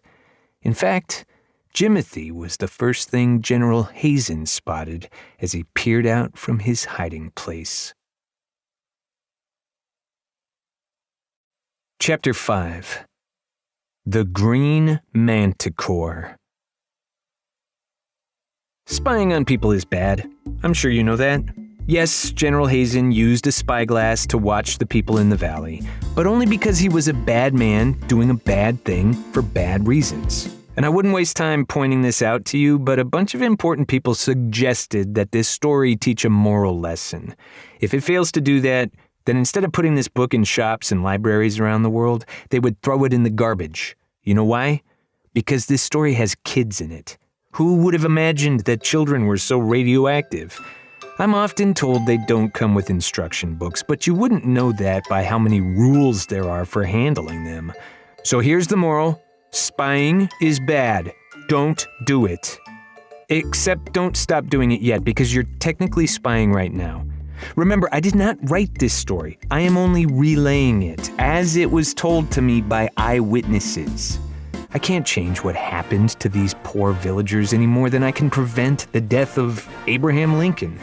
The characters here lived real lives, meaning they have a real right to privacy, and none of them know you're eavesdropping on them from the future. Heck, you're even spying on people who are spying on other people, which, according to math, makes you the worst person who has ever lived. And you've never even killed a president. General Hazen lowered the spyglass. From his secure lookout, concealed by thick trees on the rim of the valley, he'd figured out everything he needed to know. He'd decided how the army would move in, where to place every knight and soldier, and how to stop anyone in this valley from escaping. He grunted, shaking his head. He'd brought too many men. Less than half of his forces could have pulled off this job. "What do you think, Bill?" he asked, handing the spyglass over. The knight at Hazen's side took the device, but did not bother with it. "They have no weapons. They're outnumbered. They can't ambush us, and they don't know we're here. Victory is inevitable." "Maybe," Hazen replied. "But I want a watch kept all night. No campfires. They will be given no chance to spot us, and they will not be allowed to run. That is the king's command." "And that's all it takes?" Bill asked, sneering. A knight should not be able to talk to his commander that way, but this was no ordinary knight. General Hazen could have shown a little more deference to Sir Billiam, the Green Manticore, master swordsman, hammer of the king, veteran of 100 battles, and breaker of more than a few hearts. This legend in human skin was taller than his superior and deadlier. He stood at ease with his back to the valley. There was nothing in it he wanted to see. "You forget yourself, Bill. You love fighting more than any man I've met. This is not a fight. No." Hazen sighed, gripping his scabbard. "It is a test. We are going to prove just how loyal we are to his loftiness. You could refuse." "All right then, let's refuse." The knight arched an eyebrow. "Let's go back to the King Ascendant and tell him we don't have the heart to carry out his order. Surely he'll understand." Billiam sighed. "He will then give the same order again, and some of the knights will obey while others refuse. Again, then there will be civil war. Thankfully, that war will only affect the lands ruled by this particular king." The general tapped his chin. "How big is this kingdom again?" "Point taken," Billiam said. No, Hazen continued. "I'm sure we can win a civil war. Of course, a lot of villages, towns, and cities would get caught in the conflict. Our side could easily destroy 100 of them before all was said and done, as the entire world becomes a battlefield. But at least this one village here would be spared. Maybe." "I agree we don't have any other option," the knight seethed. "But I don't understand why we are not allowed to take prisoners. Even in war, the enemy is allowed to surrender. What great crime have these farmers done to be denied that right?" It was a good question, one that I'm sure you've already asked. Why exactly did the old king order the execution of an entire village? Like you, the Green Manticore demanded an answer. If he chose to rebel, he could start a war even without the general's help. Only a miracle could now stop the breakdown of the world kingdom. If you can believe it, that miracle rode side saddle into the camp at that exact moment. The sound of horse feet caught the general's attention, and he turned in time to see Chancellor Belford ride up to his position, sharing his mount with a small maiden in an embroidered woolen dress and cloak. "You brought a horse," Hazen said, exasperated. "And why wouldn't I?" Belford asked, handing the reins to Billiam as he dismounted. "Horses are hard to hide, and in case you weren't paying attention, we are hiding." "Oh," the Chancellor blushed. "I hadn't thought of that." Sir Billiam held his tongue. He already had an opinion about men like the Chancellor. They had their place, a place far from battle where they wouldn't make a nuisance of themselves. But he was surprised to find his suspicions moving, almost like a hidden hand turned his focus from the man to the girl. Most people from the capital would recognize Belford's daughter, Vera, as one of the king's archivists. Too young to be a teenager, you couldn't be blamed for thinking some terrible mistake had been made in bringing her to a war zone. You'd still be wrong, but you couldn't be blamed. "Tell me you have good news," Hazen said. "Not much in the way of news," Belford answered. "I couldn't change his loftiness's mind. The master of keys," he growled. "Well, let's just say my ideas aren't in demand anymore." "You rode for all those days just to tell me you have nothing." "Of course not. I have found the answer to our biggest question." "I found the answer," Vera said, stepping forward. "She helped." Hazen leered at the Chancellor, and Belford raised hands in surrender. "She reads faster than I do." "Well, aren't we all lucky you spent so much time reading when the whole kingdom is coming apart?" The general thumbed the hilt of his sword, unsheathing it just an inch. "Tell me, how in the name of the Forgotten Stars is a book going to solve our problems?" "All good books teach us lessons," Vera replied. "This one," she added, pulling out a small but weathered tome from her cloak, "is a window into King Herrick's mind. It's the last book he ever read. He had me fetch it right before he took ill. The general glowered, and without giving an order, cleared dozens of soldiers from this corner of the camp. A man even came to take the chancellor's horse before retreating 100 paces. Only the general, chancellor, knight, and librarian were part of this conversation. No one would dare eavesdrop on them. Except you, naturally. This book came from the palace library? It's listed in the public catalog, but belongs to the crown's private collection. I could be executed just for opening it. She gulped. And I have now read every word. It's a travel journal, the chancellor explained. 700 years old, written in the early days of the new dynasty, and it is strangely concerned with this valley and the people who live here. It also explains why Herrick wanted them killed. And, General Hazen pried, not daring to hope, with this knowledge, we can convince Prince Sage to spare this village? Vera looked at the book in her hands and took a deep breath. No. Hazen threw his hands up. Then we are back where we started. All those people are going to lose their lives. Maybe not all of them. Vera stared at the tome as if she believed it might stop her from saying what she was about to say. General, this book does not teach us how to save these villagers, but it does tell us why King Herrick feared them. And if you're willing to perform a small act of rebellion, we can use that fear to check the next king. Hazen looked at Belford, and the distrust, like a smell, clouded the air around him. He was not the kind of man who performed small acts of anything. And he felt so frightened of starting a global civil war that he could not have been persuaded to break the law, no matter how small a crime the Chancellor had in mind. But the Green Manticore was already convinced. Fine, we'll do it, Sir Billiam said. The Chancellor was puzzled to hear a knight speak out of turn, but Hazen sighed, defeated. Vera blinked. You haven't even heard the plan. I don't need to hear the plan as long as it's different from what the prince has in mind. It's barely different. Almost everyone will still die. Billiam grunted. I'll take what I can get. You can fill me in on the details as we go. He turned to the general. How long do we have to make a plan? Hazen hesitated. He took one long last look at the valley. The shadows had stretched out, sheep were called back to their pens, and little pinpricks of people hurried home, unaware of how much danger loomed over them. It was so ordinary. He forced himself away from the sight. 1 day is all I can give you. My men can't risk being discovered. After meeting each of their eyes in turn, he made his pronouncement.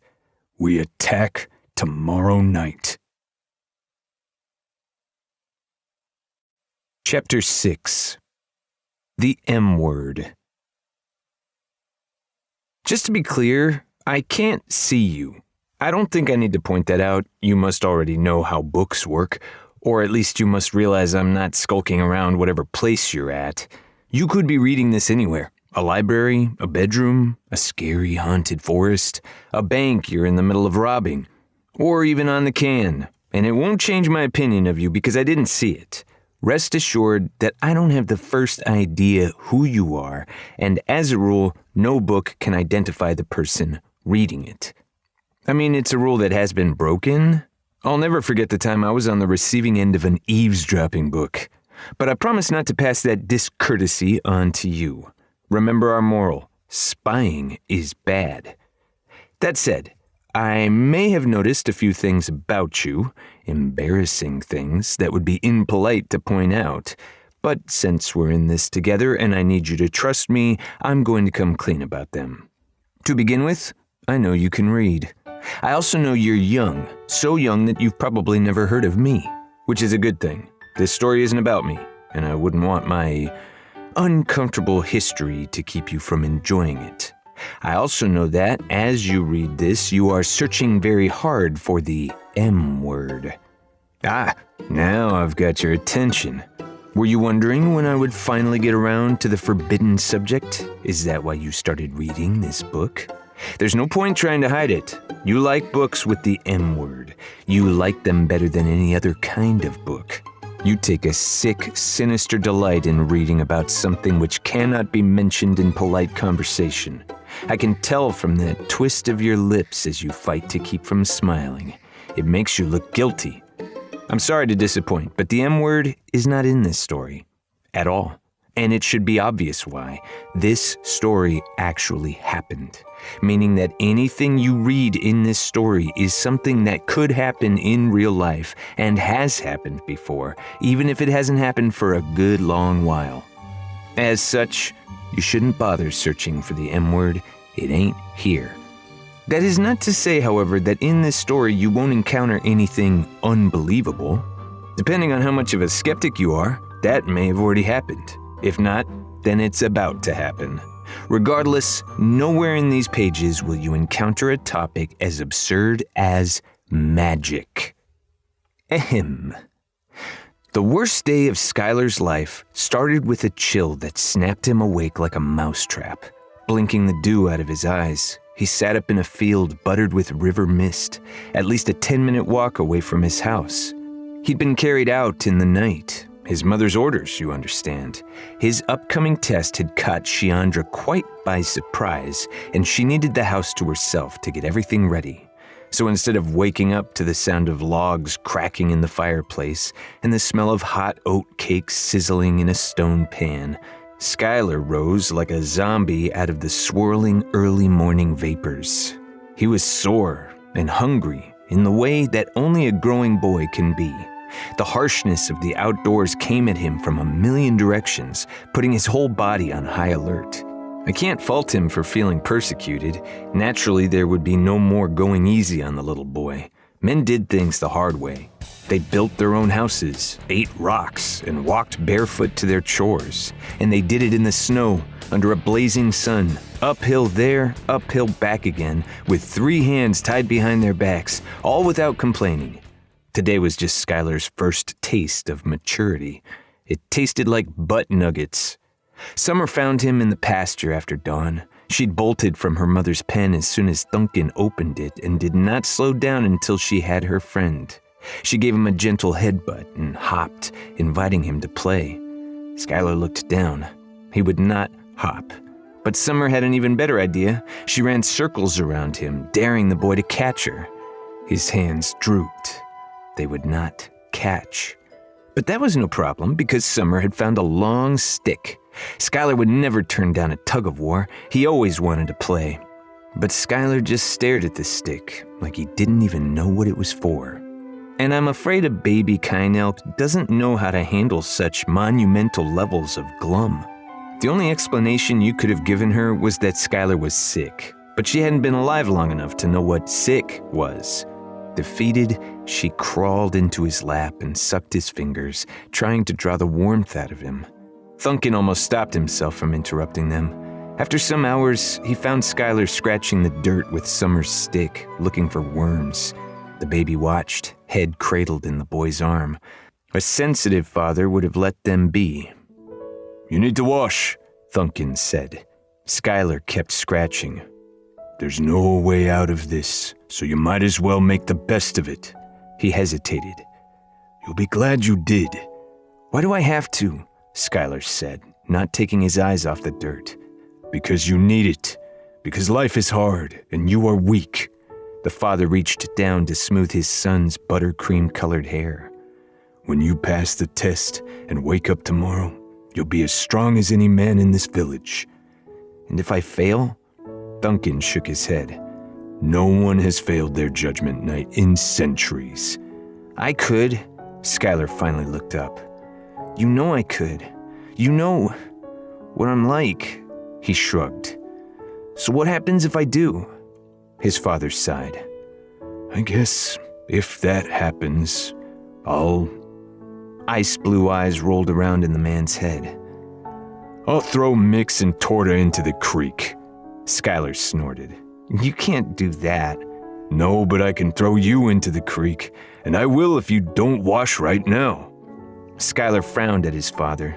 If you had the power to look backwards through time and see this moment play out, the resemblance would amaze you. Thunkin was a taller, stronger, and rougher version of Skylar. He had given his boy the tan skin and extra height that marked his family, and maybe some of his mountain-bred grit. That Skylar had never noticed these things was only natural. Today, more than ever before, he didn't feel like he deserved to be his father's son. Why was no one allowed to tell me? I would have believed you. I would have tried to understand. Thunkin shrugged. I reckon I could tell you everything and you still wouldn't understand. You'll have questions after today, and I won't have answers. But as you get older, everything will slowly make sense. Our village may be small, but its secrets are the biggest in the world. The whole world? Yes. Now throw yourself in some water, you smell of kine elk. What Skylar did for the next hour is frankly none of your business, although Summer certainly thought it was hers. She nearly climbed into the half-barrel Skylar used for washing, but with some force was kept outside, standing as nearby as possible. There's not much to say about taking a bath in an early Iron Age civilization. Sure, it's deadlier than taking a bath right now. The mere act of baring his bottom could have struck Skylar down with a case of pneumotyphoid diphtheria bubonic tuberculose scurvy pox. But once you get past that, the routine was rather basic and little different from how you hopefully wash yourself every day. Skylar's father had cut a block of cork sponge for the boy to scrub himself with, and he set to work scraping the stink off him. After far too short a time, Skylar heard his mother calling. He scowled. He couldn't get a moment to himself today, and the shadows of the mountains already stretched like black taffy across the landscape. Stewing, Skylar lifted himself from the half-barrel and slogged naked back to the house, Summer following close behind until Sheandra shut the door in the baby's face. "I can't believe how poorly you washed," Skylar's mother greeted him. With each glance, she found a new reason to roll her eyes, as if every part of her son had discovered a way to offend her. Still, he'd been allowed inside and was shown the new set of clothes she had worked all day to finish. Pulling out a stone comb, she fought his hair as he dressed himself. "Such a chore," she muttered. "Such a star-blasted inconvenience." Not ugly enough to properly scowl at her children, Sheandra had nonetheless mastered the stern tone required by all good mothers to shame their offspring into silence. "You want to know why this is happening? I'll tell you why," she sniffed, placing a hand over her heart. "It's because our chicken coop is so much better than any of the neighbors' ones." Skylar cocked his head. Of all the explanations he'd heard for why this was happening, he'd never expected to encounter something more ridiculous than, "You changed fate by stepping on a toadstool." Sheandra continued. "I told your father it would lead to hard feelings, putting a proper roof on the thing, and a real swinging door with a star-forsaken latch. And now the whole neighborhood hates us. No one else has such a nice chicken coop, so they had to punish me." Real tears welled up in her eyes. Tightening the laces on the front of his new shirt, Skylar made a startling discovery. "You put buttons inside." 4 buttons, to be exact, one at each corner of the shirt's back. Thin and made of copper, they rested easily against Skylar's skin. They weren't exactly uncomfortable, but he couldn't imagine why they had been put there. "Oh, hush," Sheandra spat. "The important thing is that your father has ruined all our lives yet again." She kept combing his hair long after it stopped being necessary. Skylar worked up the nerve to ask a question. "Mother, what is Judgment Night? Tell me truly." Sheandra pulled an errant thread from Skylar's shirt. Well, if I had to put it as simply as possible, I would say it's a kind of magic." "Ignore that." "Magic?" Skylar asked, incredulous. "Yes. Doubtlessly some kind of magic." "Ignore that." "You mean like the things old Torta does?" The comb snapped through Skylar's hair hard enough to uproot some strands. He flinched. "I forbid you from mentioning that horrible witch," Sheandra said. "Such a rude hag. She practically broke into our house to tell me you would be tested, and she was not sorry about it. She better not think we'll be on friendly terms after this, just because her grandniece is marrying my Jim." The new trousers fit snugly around the waist and loose around the legs, precisely the right fashion for a growing boy in a farming village. Skylar gave up on fishing for information. His poor scalp smarted from all the attention it had gotten. His old shoes completed the outfit, and he looked remarkably fresh for someone living in the Dark Ages. "Hello, Mom," Jimothy blurted, strolling through the front door like it wasn't even there. He was still wearing his good vest, which he'd needed for giving a house tour to his future in-laws. And I'd tell you all about that, except this isn't Jimothy's story, and some things are even less interesting than taking a bath. The convenience of not having to change clothes from one activity to the next seemed to bolster the young man's spirits, and he kissed his mother on the cheek before settling in. "She put buttons inside my shirt," Skylar complained. "Get used to it, Pipsqueak," Jimothy replied. "They'll be in all your shirts for the rest of your life." Skylar blinked. That had been an answer to a question he hadn't asked, and he didn't know what to think of it. "Eat this," Skylar's mother said, handing him a hard slice of toast slathered in beef jelly. "But lean forward, don't let any crumbs fall on you." Skylar eagerly broke the toast between his teeth, remembering how hungry he was. But he did not take his eyes off his brother, who smiled at him like a creep. Skylar's family was keeping something from him, and trying to distract him from how strangely they were behaving, which only made everything more obviously strange. Over the past day, he'd been so upset about being forced into this unannounced test that he'd never taken a moment to feel suspicious about it. He couldn't avoid that anymore. Wasn't there something grim and suspect about this whole arrangement? He didn't have the words to properly accuse his family of anything sinister, but right now they seemed too casual, like people in a park looking deliberately away from a panhandler. Kind of magic, he thought. And he should have added, that certainly doesn't belong in this story, and there must be a completely different explanation that wouldn't make the handsome narrator of this book a liar. But instead of thinking that, he worried. In this period of history, the M word was not beloved and admired. The kinds of stories it appeared in were not upbeat, fanciful tales where wishes got granted and people lived happily ever after, nor were they thoughtful, important stories about the danger of dabbling in powers too great for mortals. No, the only stories Skylar had ever heard about the M word were dark, awful things. Magic was the power of the dead, and it pooled in dead places, like open graves and ruined castles.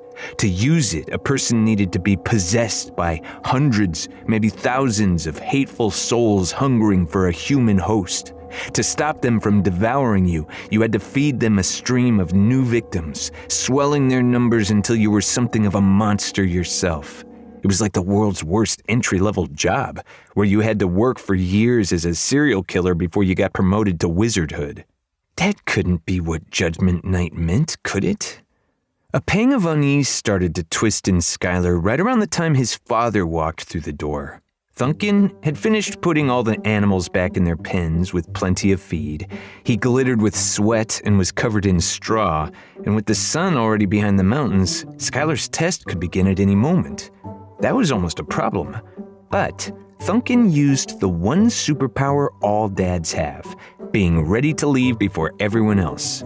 After 5 minutes of cleaning up, he warped forward to the point where his hair was combed, his body was washed, his best clothes were freshly pressed and put on, and he had somehow been waiting more than an hour for everyone else to get ready. I don't know how it works, but dads have done it since the dawn of time, so I'll leave well enough alone. And all that hurry, which had kept these people on pins and needles for an entire day, gave way to a long wait.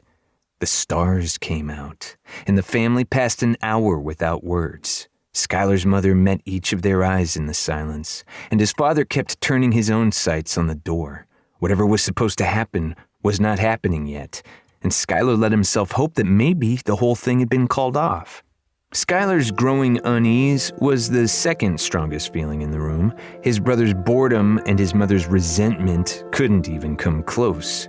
But the joy in his father's heart surpassed them all. When Thunkin looked at the people around him, he saw something he almost couldn't believe. The family he had wished for his whole life and had somehow gotten. He remembered the years he'd spent wondering if a night like this would ever happen to him. Both his boys were growing up. One had found a bride, and the other was about to become a man. But they would all still be together forever. He sat down between his sons and hooked an arm around them both, locking them to his sides. It was the happiest moment of his life. For one heartbeat, Skylar felt safe. It was as if the old times had returned and he was just a lucky boy with good people to look after him. Did they really expect him to give that up? To become another Jimothy? Who would be Skylar then? He might not be good at a lot of things, or even a single thing, but he felt sorry for all the times he'd messed up. Didn't that count for anything? That idea was killed with the loudest knock he had ever heard.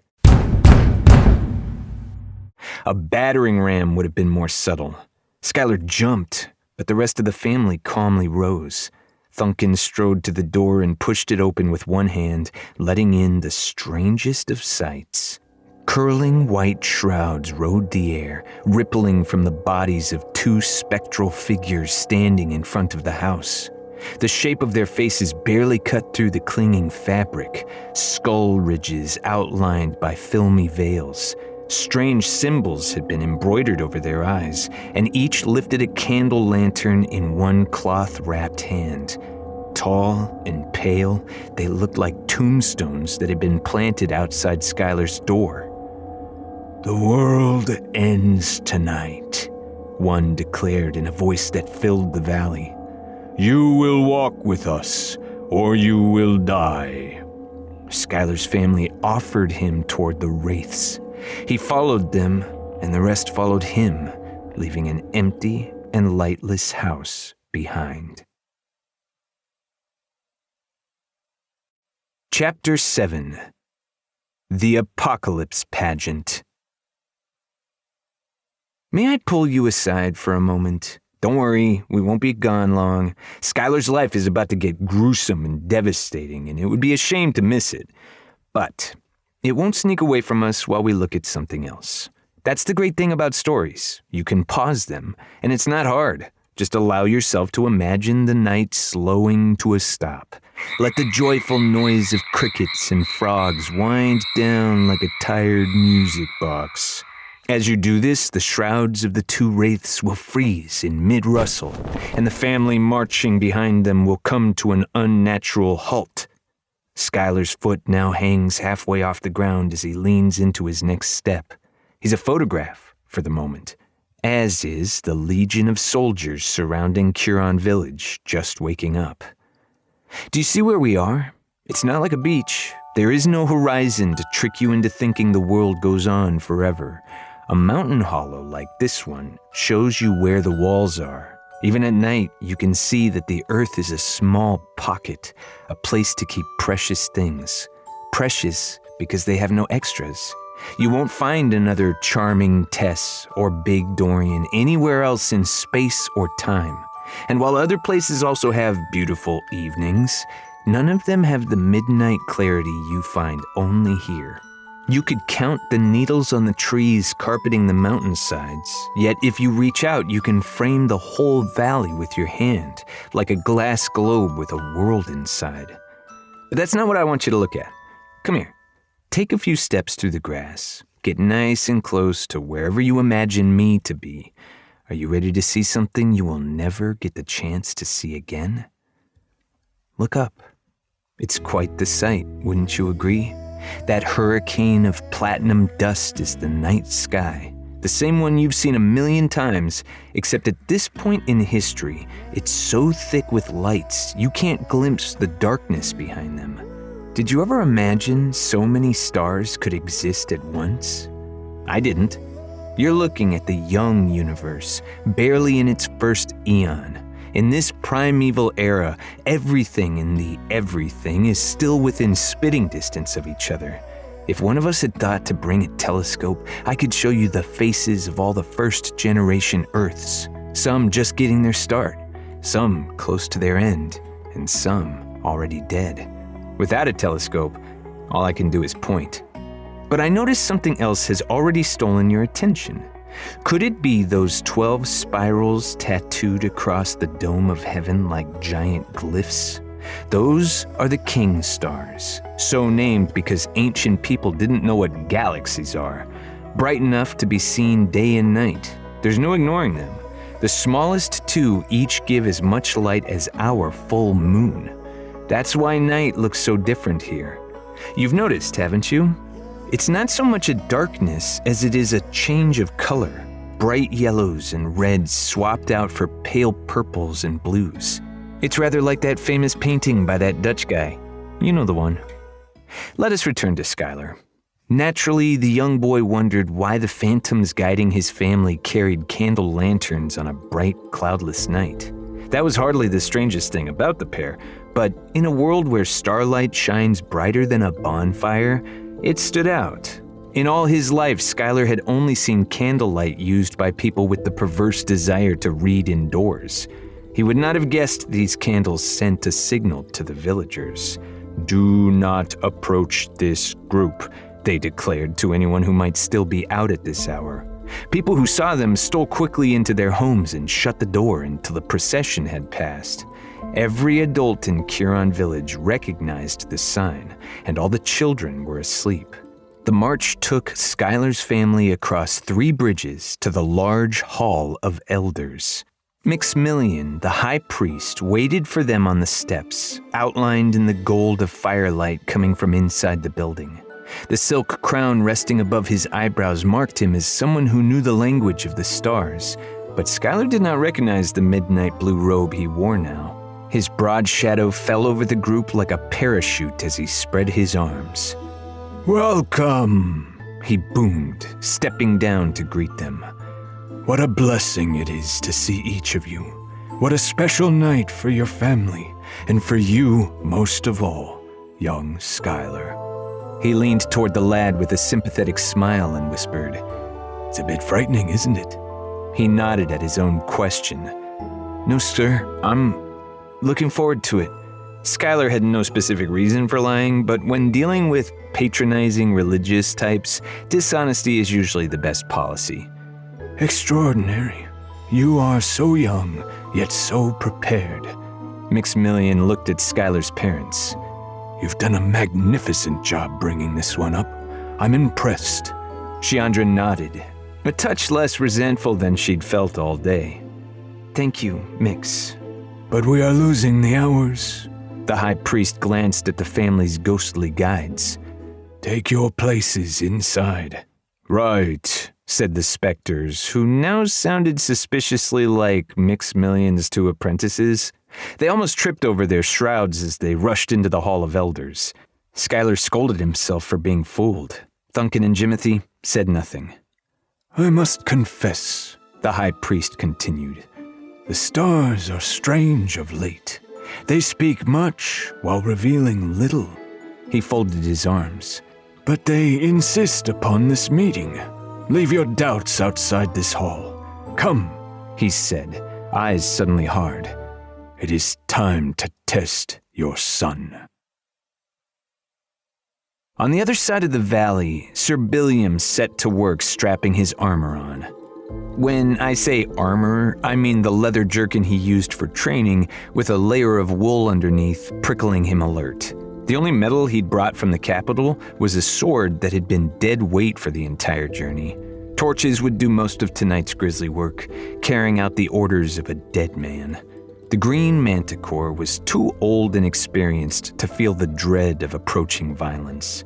As a young knight, it had shocked him how he could sense it, like an odor wafting backward from the future, the aroma of approaching confusion, noise, and danger. That sensation hadn't troubled him since. When had it stopped? He couldn't remember.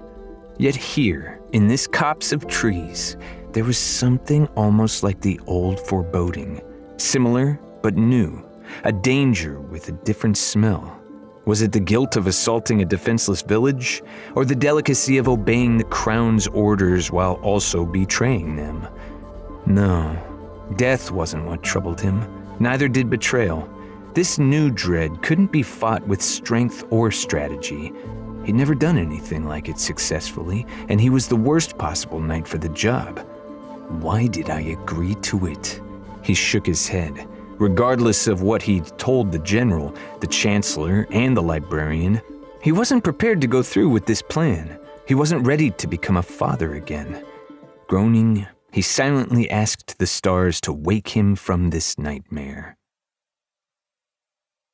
You've already got the wrong idea about the Hall of Elders. Without the fancy and intimidating name, the lodge would have fit in at most modern-day campgrounds. Part dance hall, part cafeteria, part chapel.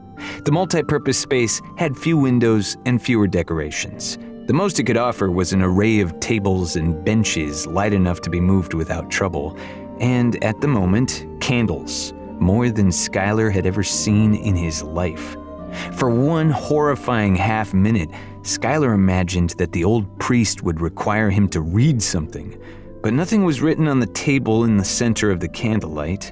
It held only a stone goblet, a bizarre-looking hat, and a wooden staff. Skylar never learned the names of Mixmillion's apprentices, but they stood behind the table, still shrouded. "Before we begin," the high priest said, "we shall have words about the importance of this ritual. The tradition of Judgment Night comes from a time before people lived in this valley, and it grants knowledge that cannot be found anywhere else on Earth. It is sacred above all other things, and must never be mentioned outside the village, nor in the presence of strangers. You, Skylar, must swear to this." Skylar did. I, however, have not. Satisfied with the boy's promise, Mixmillion began the ancient rite.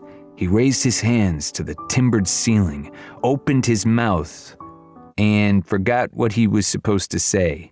Skylar could not see the eye rolls made by the shrouded apprentices, but he heard one of them helpfully whisper, "All days have ended. All days have ended," thundered the old man. "Now comes the final night which the world will not survive. Those true souls that would see the other side of this death must come to us, now." He brought his hands down and looked around the hall as if searching the world. "Who will save himself?" The second apprentice answered, "It is too late. No one comes." "They are all lost," the first apprentice agreed, "and will die with this world." He turned his veiled face towards Skylar. "But wait! I see one approaching. He is a stranger. We do not know him." Mixmillion held up a hand to silence them. "He will not be a stranger once he has a name. Let us put one on him, that he might live." Skylar's father prodded the boy forward, up to the table, as if he expected his son to know what was required of him. Skylar tried his best not to squirm. From the dark recesses beyond the candlelight, the high priest brought out a silk-wrapped bundle, heavy and blocky enough that it had to be carried in both arms to the table. Reverently, he unwrapped what might have been the fattest book on the planet, as thick as 3 dictionaries. He opened it to a page almost completely black with words. The tome was a double list where century upon century of names had been paired. Flipping a few more pages, Mixmillion found the first open space. There, he wrote the word Skylar, joining it with another name that had been waiting on that line for unnumbered generations. He then squinted up at the boy. "Everyone in this valley has more than one name. You know this, young man?" Skylar nodded. "You are born with a common name. Your reputation in the village earned you a second one. But the name I give you now is secret. You will never speak of it, even with your family, except during other rituals like this one. Do you swear to this?" Skylar did. The old man leaned forward. "Pazuzu," he whispered. "The name you will be known by after this world ends is Pazuzu. One day you will understand the meaning of this name. Until then, do not forget it, and do not tell it to anyone." A cold hand shook Vera from her sleep. It's almost time, her father said. He sat cross-legged next to her with the same posture he'd held when she'd drifted off, as if he hadn't moved a muscle in all the hours between. Vera blinked. Yes, she sat up, forcing herself awake. Too many important events were about to happen, and if she slept through them, her father and the others might abandon her plan, or worse, do it without her. Gathering her wits, she pawed the ground, finding her satchel and feeling around for its precious contents. The book was gone. Right here, Chancellor Belford answered her unasked question, pulling the volume from his velvet coat. I've given it some thought, and decided the book will stay with me when you leave these mountains. You can't do that. It was almost impossible to look red-faced in the silvery starlight, but she somehow managed. You didn't risk your skin stealing it. This entire plan is my idea. And that will become all too obvious if the wrong people catch you with this book. No one will dare accuse me of stealing royal property. And since you are the architect of this conspiracy, he smirked, you're too important to put at risk. The book stays with me. But what was that thing your mother used to say? The Chancellor glared down at her. Vera sighed. She could hardly believe her father would stoop to that, but she answered, "Don't carry all your eggs in one basket." Words of wisdom. He returned the tome to his pocket and patted the bulge it made. This book is one egg. The other egg is what you're going to steal from this village. It would not do to have them both traveling in the same caravan back to the capital, now would it? The rage in Vera's drowsy mind demanded to keep arguing, but the all-too-obvious wisdom of this new plan stonewalled her objections. Suppose so. Honestly, there ought to have been a law forbidding her father from having a point. Wonderful. The Chancellor rose and offered her a hand. Her damp skirt slapped her ankles as she stood, and it suddenly hit her that they were actually going through with this. There really is no stopping it, is there? She said, peering through the distance at the sleeping village. Everything that could have stopped it has been tried, her father assured. You'll never know what sacrifices I made attempting to save these people. Maybe, but I know what sacrifice we'll make to avenge their deaths. Together they strode through the trees, but they were not alone. Hundreds of men silently emerged from the forest with them just out of sight, marshaling into an army. With a gnarled hand, the high priest scooped up the stone goblet from the table. He held it forward so Skylar could see the block of honeycomb floating on the purple liquid within. This, he declared, is the cup of haste. When the world ends, you have no time for a last meal, only a last drink. But this one is missing something. He plucked the honeycomb from the cup and showed Skylar a small gray pod wedged into it. Inside this chamber is royal honey, which only kings and queens may eat. The old man's fingers proved more nimble than they looked, for they easily cracked the pod open and pulled out a wriggling maggot. This king dies so that you might live. He dropped the maggot on the table and killed it with his thumb. Skylar's hair prickled at the sight. With a fluttering heart, he began to wonder just what kind of ritual this was. A single white drop of the maggot's meal was poured from pod to cup, which was then offered to the boy. He shot a worried look at his mother, silently asking if everyone honestly expected him to drink it, but no one made a move to stop him. With trembling arms, he raised the goblet to his mouth, expecting the most sickening taste he could imagine. It was like drinking honey. Any other flavor was lost in the perfume of it, but the concoction flowed like liquid silk through Skylar's throat, and he found it strangely easy to drink down to nothing. Still licking the sweet from his lips, he handed the goblet back to a smiling Maximilian. Excellent, the high priest said. Purified by the cup, you are now ready to be perfected. He stood up straight, locking eyes with Thunken. Begin. Skylar's mother turned her back, and the apprentices did the same. But Jimothy rushed in to untie the laces on Skylar's shirt, and before the younger brother could ask his many questions, his father handed him a strange gift. It was a linen rectangle, dark blue and embroidered with a pattern of golden stars, a constellation, but not one Skylar recognized. It did, however, have 4 buttonholes sewn into it, one at each corner. Retaking the gift, Thunken pushed it down the back of Skylar's shirt and buttoned it into place there, then laced the boy back up. Resting against Skylar's back, each ridge of the embroidery pressed lightly into his skin, like he was seeing the stitches with his sense of touch. Every man and woman in this village wears a cloth like that one inside their shirts, the priest explained. And every person in this room is now wearing one, in secret.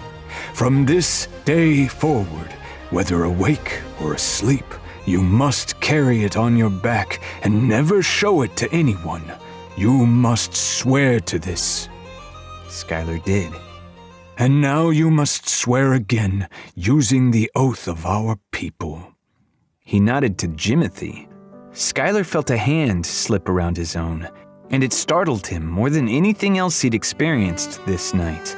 The big brother he remembered was not a hand-holder, and he'd never looked like this, focused, as if he understood everything Skylar was going through, but would not be stopped by his sympathy. He whispered the words to Skylar, who repeated them. I promise, according to the star-woven contract of my sacred ancestors, by my honor and the name which has been placed on me, that I will forever carry this seal and never show it to those who are and he struggled with the word. Uninitiated. Mixmillion clapped. The oath is accepted. With a name on your head and the stars on your back, you are ready, finally, to take your journey.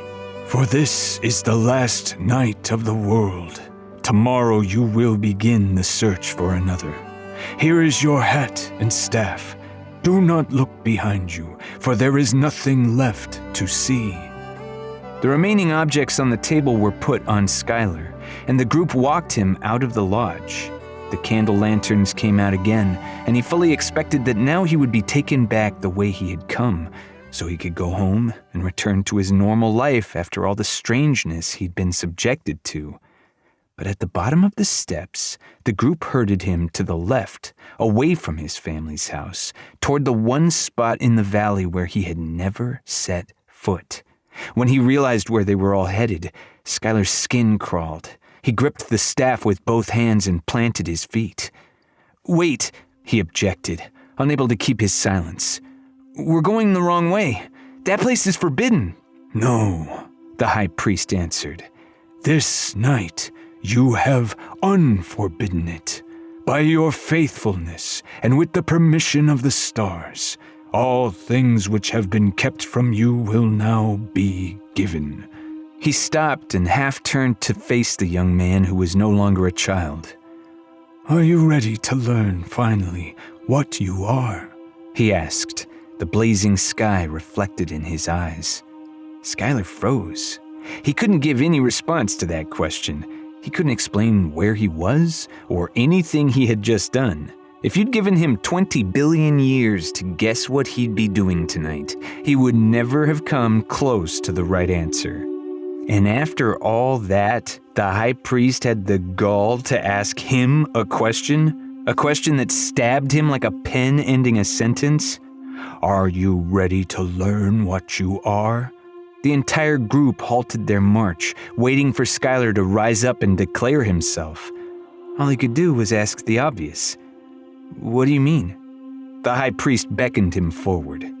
Come and see. Feet marched again, undaunted by the interruption. No one looked at the prisoner. No assurances were given as the world closed behind him. And only one thing had been made clear. This night was far from over. Chapter 8. Terms of Service. Sage glanced up from the hundreds of papers spilling out of the portfolio.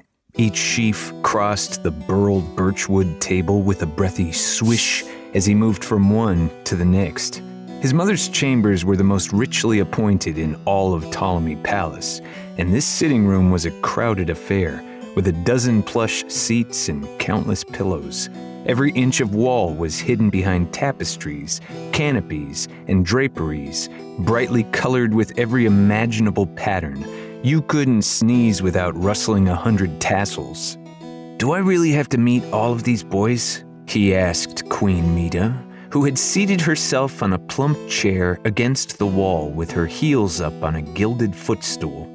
Sage's mother wiped a hand across her forehead. The hour was late for both of them, and despite the many ballads composed by talented people celebrating her peerless beauty, she looked tired. Without the frequent pop of logs in the fireplace, I suspect she would have drifted off. "Meet them, memorize their names, and choose which to be friends with," she shrugged. "The ones you favor early on will become your most loyal allies. You want to pick ones that will be useful and find ways to keep them happy." "I need to keep them all happy, Mother." She nodded. "That's the trick, yes." Bending thin fingers, she grasped a ceramic goblet and sipped spicy wine fortified with animal fat, one of her newfangled health regimens, which were more important than ever now that she was in mourning.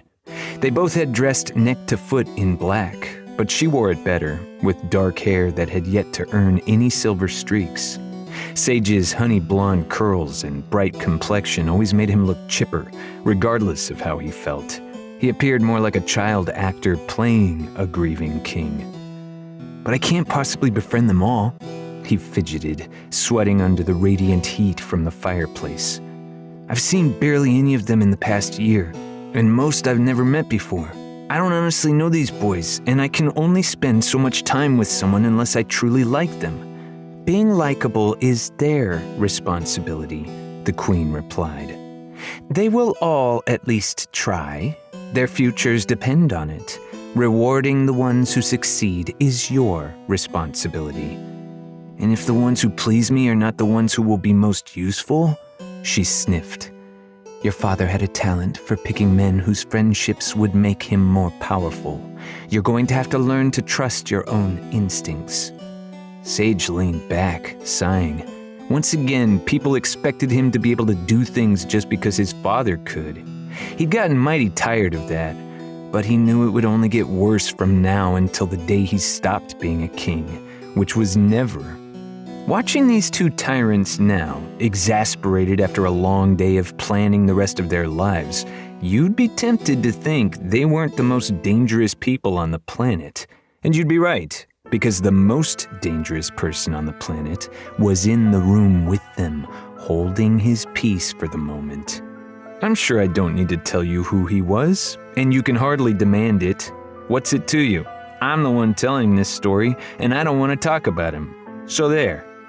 The Master of Keys stepped forward, smashing through all my objections and grinding them under his shoe as he forced himself into the narrative. Because, like most problems, he will not go away just because people refuse to talk about him. "Truthfully," he said in his mask-muffled voice, "my lord only needs to select one name from that portfolio." The Queen shook her head. "He's not reading the girls' folder. That one is right here." She tapped a ribbon-sealed volume fat with papers on the table next to her. "That's not what I meant." His keys jingled as he crept closer to Sage. "Typically, each king has selected a best friend, one who governs the king's inner circle and controls access to him." "You mean a favorite?"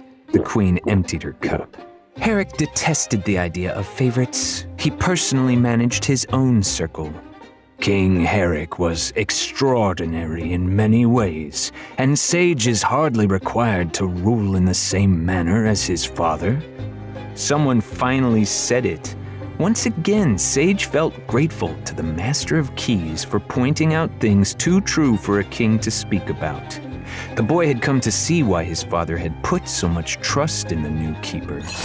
Noisily, the Master of Keys swept over to the Queen's chair and table. Hefting a platinum pitcher bejeweled with amethysts, he refilled her goblet.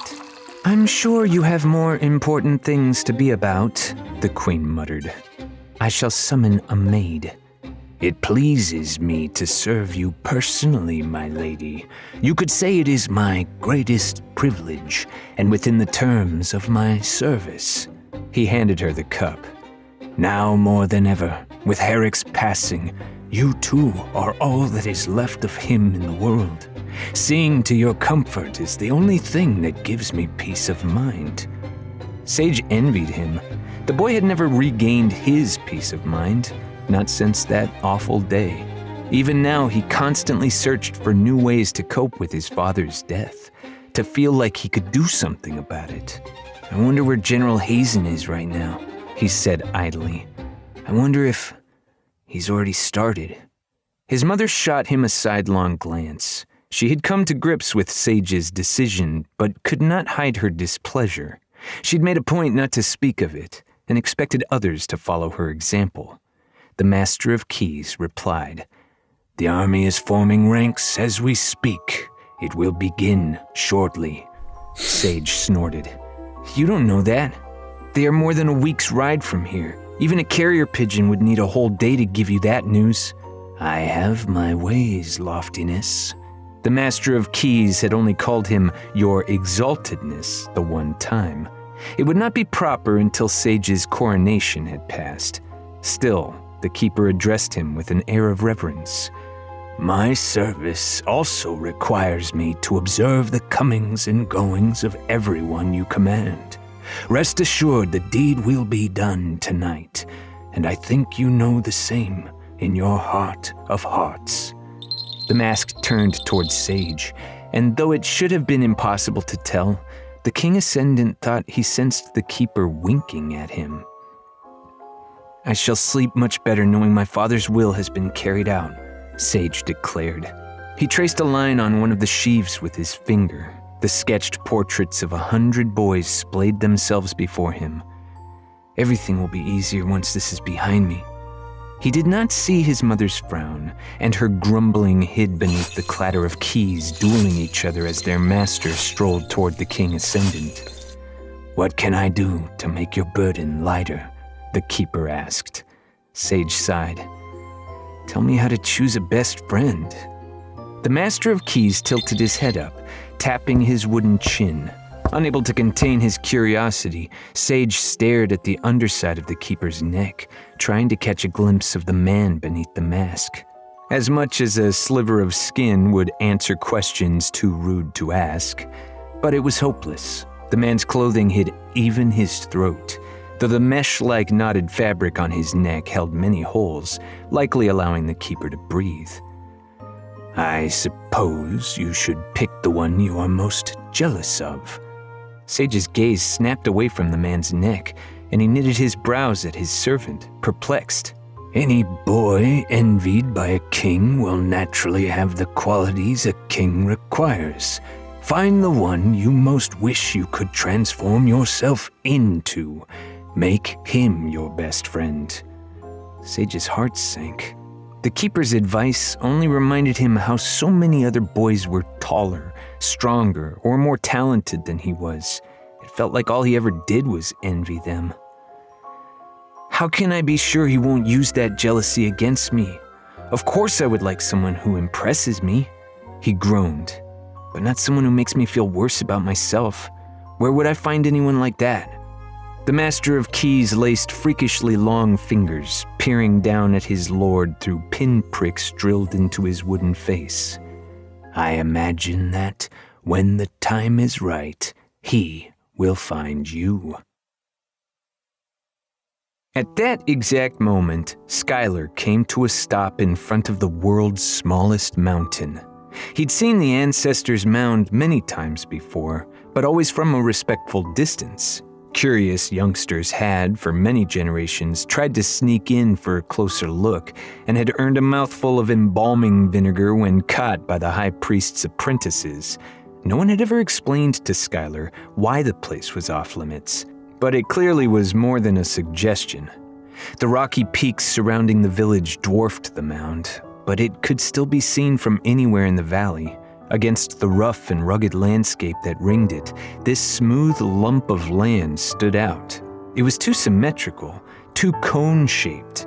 The rest of the valley sloped down from the peaks. Only this one spot defied the gravity that curved everything else away from the stars. Maximilian's apprentices rushed up to a point on the face of the hillside and, bizarrely, threw their weight against it. Skylar noticed a great stone embedded in the slope. It was wider than a barn door and 5 times as thick. Unprompted, Thunken and Jimothy joined the apprentices, heaving against it. And before Skylar could ask if everyone had lost their minds, he saw something unbelievable. The stone moved. Had Skylar been a bit smarter, he might have noticed the trench carved along the hill for the rock to slide through. 2 great wheels as big as millstones had been concealed up inside the boulder, with only the outermost slivers of their rims giving a rolling surface to the bottom of the stone. It was no miracle when 4 men pushed it by the strength of their arms alone, but that made no difference to Skylar. "Stars forgotten," the boy exclaimed. "What is that?" He pointed at the hole in the hillside that appeared where the stone had been. Under the light of infinite stars, it was the only thing in the world that was lost in shadow. No one answered his question. The procession simply guided his unwilling feet inside. The apprentice priests held their candle lanterns high, and everyone disappeared with them into the hole in the hill. After a few steps, Skylar realized with shock that this was not a cave. The chamber sprawled taller and wider than the Hall of Elders. Any house in the village could have fit comfortably inside. Though he could see no pillars to hold it up, the domed ceiling rose all the way to the top of the hill. No, he realized, there is no hill. Dirt had been piled on the structure to hide it, but it was man-made. Blocks of cut stone formed the floor and walls, and on those walls, "What is that?" he asked again. Skylar gaped at a 20-foot-high array of colorful glass tiles cemented all around the room. Each crystalline piece of the mosaic reflected candlelight, dimly illuminating the entire space. Skylar whirled to glimpse the entire picture. The artwork twinkled as if made from the stars themselves, but it depicted a village not so different from his own, where 9-foot giants plowed fields, drew fish from the creeks, herded colossal sheep and rode titanic horses. High above them, a blue sky with rosy clouds extended all the way to the center of the dome. And, noticing what was tiled at the heart of the ceiling, Skylar asked for the 3rd time, "What is that?" It looked like a giant arrowhead, except the shape didn't make sense. It was too streamlined, too curved. Gleaming a metallic white, it attracted the attention of people inside the mosaic, most of which looked up at it. Some even pointed. "It is a mystery," Maximilian answered. "Whatever it is, it exists only here, and it has been here since." The old man shrugged. "All I know is that our forebears first came to this valley because they wished to be near this place. It is older than us all." Skylar's mother and father circled the room, hands clasped as they admired the artwork. The apprentices stood in the middle, keeping their candles aloft. Jimothy kept his eyes on the arrowhead thing, never blinking. "Are you scared?" the priest asked Skylar. "No," Skylar immediately answered. He'd been thrown for a loop many times tonight, and this chamber was no less astounding than any strange ceremony, but the beauty of it stole his apprehension away. He almost wished he could spend every day in a place like this, surrounded by glittering art. Maximilian nodded thoughtfully, then announced, "The sleeper will spend the night under this roof. All others must leave."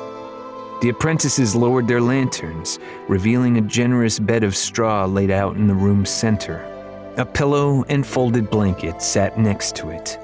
Skylar clutched his staff with both hands. The chamber's beauty slipped from his mind. They honestly expected him to sleep in this cavern with its cold floor and echoing walls?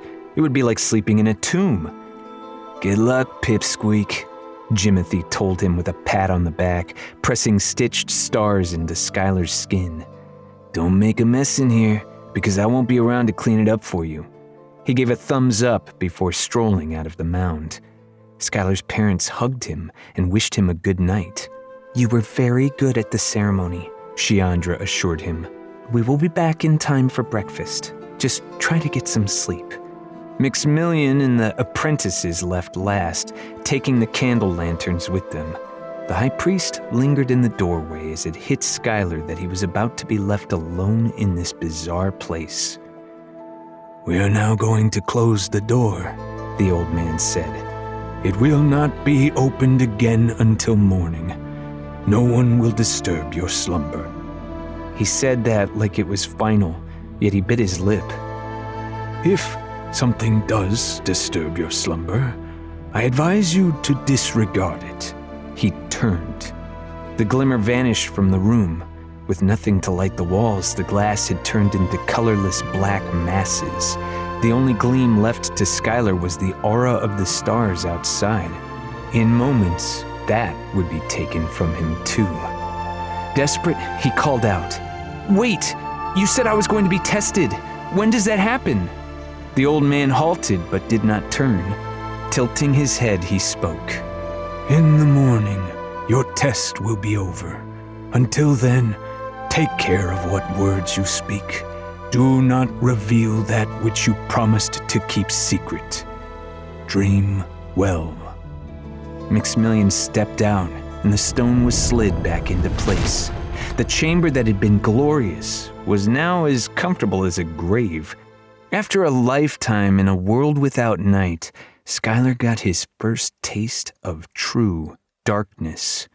The staff slipped from his hand. Its monstrous clatter on the stones attacked his ears from nowhere. And in here, nowhere was everywhere. Skylar found himself outnumbered by it, losing a fight against nothing and no one. Every eyeful of darkness looked no different than the rest, and the only sounds in the vacuum were the ones he put in it. The rustling of his own feet through the straw startled him. Each of his breaths sounded like it came from across the cavern. Seriously, what was this place? The chamber could have held everyone in Curon Village, yet he was put in here alone, and it clearly wasn't some kind of house or barn or silo. It wasn't built for people or animals. So who was it here for? Maximilian's non-answer had given Skylar nothing to work with. When he was at last too tired to keep standing, he settled down into the straw, taking off the strange hat he'd been given. That's what he was supposed to do, right? His family and village expected him to fall asleep. Easy enough. Except his anger kept interrupting. It sparked up again and again, every time he started to relax. Just knowing this test had been forced on him was bad enough, but he also had to tackle the idea that every adult he'd ever known had been keeping secrets from him, and that they still didn't trust him with all their secrets even now. The doubts and rage kept spilling over. When had he developed such a temper? It was so not Skylar of him. Now, the one thing I'm sure you know about anger is that it lasts until you make a decision. Skylar's decision was to get answers. As soon as he was let out of this place, he would make his parents tell him everything. It would be the biggest fit he'd ever thrown, and he would make his displeasure felt. They weren't even going to recognize him tomorrow. With those heated thoughts slowly leaving him, the room cooled, and he could feel just how tired he was. Letting go of the day he'd just lived, he sank into the straw, closed his eyes, and saw the stars. Chapter 9. A Voice Under the Hill. They had never been so close before. The stars filled Skylar's vision from end to end and floated right up to his face. Somehow, he wandered so far into their private heaven that he was buried in them. Stars appeared in front, above, beneath, and behind, and all around him. No matter where he looked, he could not find the ground. Skylar was inside the sky. He couldn't believe his luck. And it hardly mattered that he didn't remember whatever accident had landed him here. It couldn't have been more amazing than what he saw and felt now. Skylar stood at the top of the universe. Even if he lost his balance, he'd only fall into a Magellanic cloud of stardust, throwing glittering grains across the night. Staring across the endless dunes of stars, a new thought delighted him. He could grab one and take it home. What a magnificent present it would make for his mother. No one else in the entire village would have such a treasure, and it would keep his family rich and happy for as long as they lived. The options were never ending, and any of them would do the job. But Skylar searched every corner of his vision, window shopping for the biggest, most beautiful star in creation. And there, off to his right, he found the one, a titan among the heavenly host, the crown of all constellations, blazing with every color ever blown into the molten glass of our universe. Tears welled up in Skylar's eyes. He'd never seen anything beautiful enough to break his heart, but this star shamed him with its perfection. Hungry, he reached to snatch it, which is how he discovered his hands were shackled. What? Skylar thought, suddenly distressed. No, it wasn't just his hands. He couldn't move any part of him. His arms had been welded to his sides. His neck refused to turn, and he couldn't feel his legs. Watching the flawless star slide away to the infinite horizon, he desperately threw his limp body toward it. That sent him spinning. He whirled like a weather vane, always in motion but tethered to one spot. He couldn't slow down. He tried to hold still, but there was nothing to stop him. When he fought it, he only spun faster. The stars streaked past, blurring into long lines racing over his vision as Skylar's spin grew more frantic. He panicked. Chirping! Help me! He screamed. Chirpong! And the sound of his own words terrified him. What had happened to his voice? It had become tinny and full of static. He barely recognized it as his own. What had those strange chimes been? He couldn't make sense of anything he saw or heard or felt. And he hadn't stopped the spinning. Out of ideas, he threw his head back, hoping to at least fall down. Instead, he somersaulted over himself, again and again, and 100 more times without landing against anything. The sky rolled around him like an enormous crystal sphere. He was trapped in the maelstrom of his own momentum. The wheeling stars sickened his stomach. It felt like he'd been holding his breath for the longest time. He was going to pass out. Skylar crashed awake with a gasp. He sat up from a sweat-soaked bed of uncomfortable straw in total darkness. In a cavern he didn't remember falling asleep inside. He wanted to ask where his real bed was and where all the light had gone. And then Skylar remembered. With despair, he understood the events of yesterday had not been part of the dream he'd just escaped. He really was trapped in a hole under a hill, with no idea why he had to be there. He laid himself down again, defeated. The cloth on his back irritated him. Drenched in Skylar's sweat, it clung to his skin. The stitched diagram of stars pressed itself sharply enough against him that he could have copied the image in detail onto paper. It felt like it was being tattooed onto his hide, which couldn't have been helpful. Such a tattoo would have the constellation reversed, like a reflection. No, a part of him thought. It is meant to be seen this way. The design was already reversed on the cloth, so the skin of his back would see it the correct way. How did he know that? It felt like something he'd been taught, then forgotten long ago. With his heart still racing, Skylar wilted into the straw. It honestly felt like he had fallen out of the sky. There was a soreness all over, and thoughts wouldn't come together cleanly. More than anything, he just wanted to go back to sleep. He closed his eyes again, and a voice muttered in his ear. "Who are you?" Skylar leaped to his feet, electrically awake. In his exhausted state, with his mind frayed like a decaying rope, he could not tell if he had imagined what had sounded like someone speaking to him until it spoke again. "Aren't you going to tell me?" "Stay back," Skylar shouted, throwing his arms out. A long silence passed, and the boy slowly brought his hands down. He said nothing, and nothing happened. Maybe that voice had just been an echo? Much closer now. "Did they give you a name?" Skylar spun, looking for a face in the darkness, but of course he could see nothing. Right in his ear this time. "Did they?" He thrashed his arms in the direction of the sound. They hit nothing. The silence loomed, demanding an answer. Yes, they gave me a name from the book." "Will you tell it to me?" Skylar thought on that. "Sorry, I already forgot it." "The name is Pazuzu," the voice said flatly, as if it were the most obvious thing in the world. Softly, it asked again. "Will you tell it to me?" And the strangeness of the request was not lost on Skylar. If the voice already knew the name, then why did it have to ask? And again, what harm could come from telling the voice what it already knew? Even so, Skylar answered, "I won't." "That is right," the man said, and it was the voice of a man, floating off like a cloud to the edge of the room. Then instantly in front of Skylar's face. "Keep the name safe, for it is the only thing that can bring you home. What is that thing you're wearing?"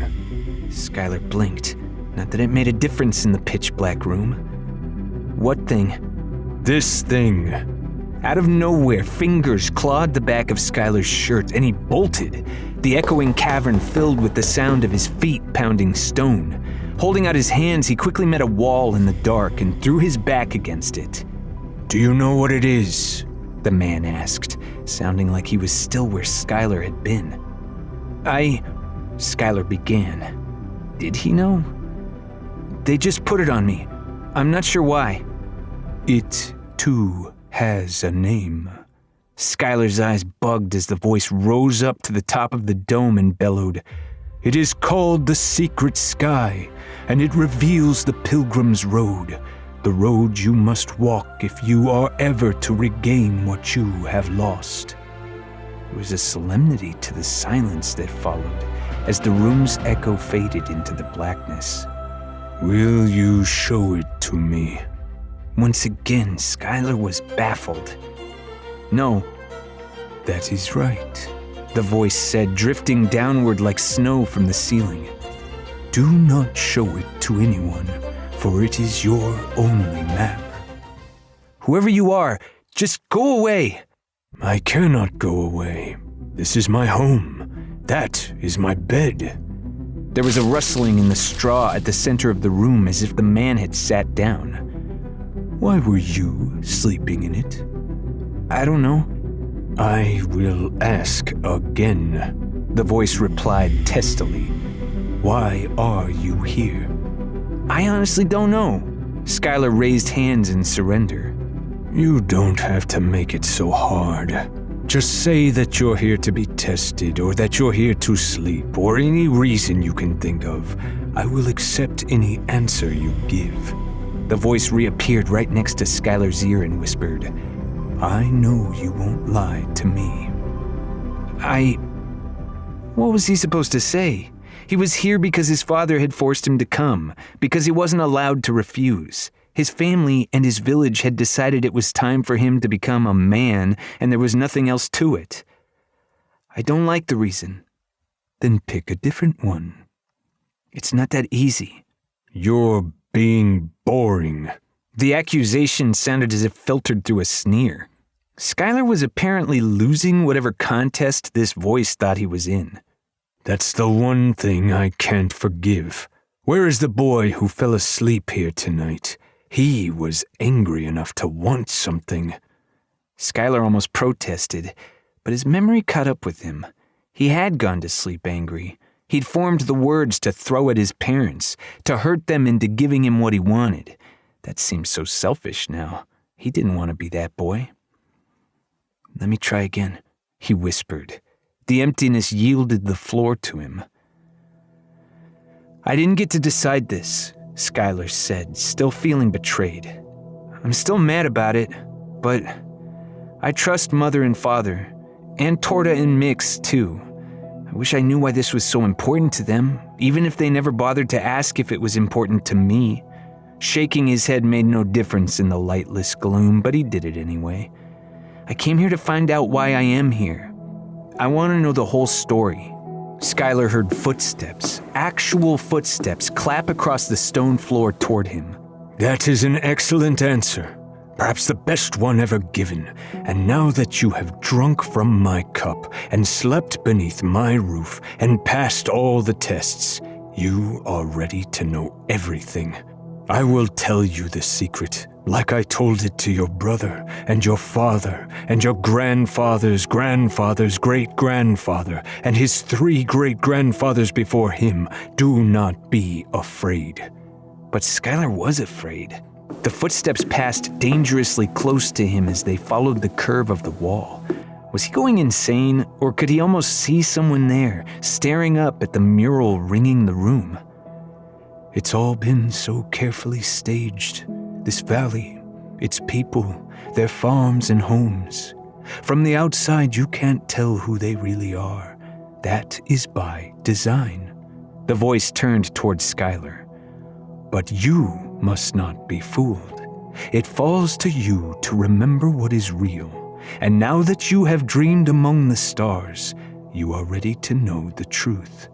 You, your family, and everyone in this village are actually..." He stopped. No joke, he actually stopped here, right before the big explosive reveal. And I would have knocked his teeth out if it had been me in there, getting ready to hear the biggest secret of my life. He'd spent so much time priming Skylar for this moment. He could have been a little more forthcoming. He could have said anything, such as, "Everyone in this village is actually a ghost," or "Every person in this village is actually a swarm of butterflies trapped in a human-shaped balloon," or "Tonight we have a fine selection of seasonal cheeses hand-picked by the chef," or "Spam, everyone is spam." And it would have satisfied me, and Skylar too, most likely. Instead, the man said nothing. He had been interrupted. And before Skylar could raise a question, he heard it too. Thousands of hurried footsteps swarming outside the mound, and a moment later, the crackling of fire, and then screaming.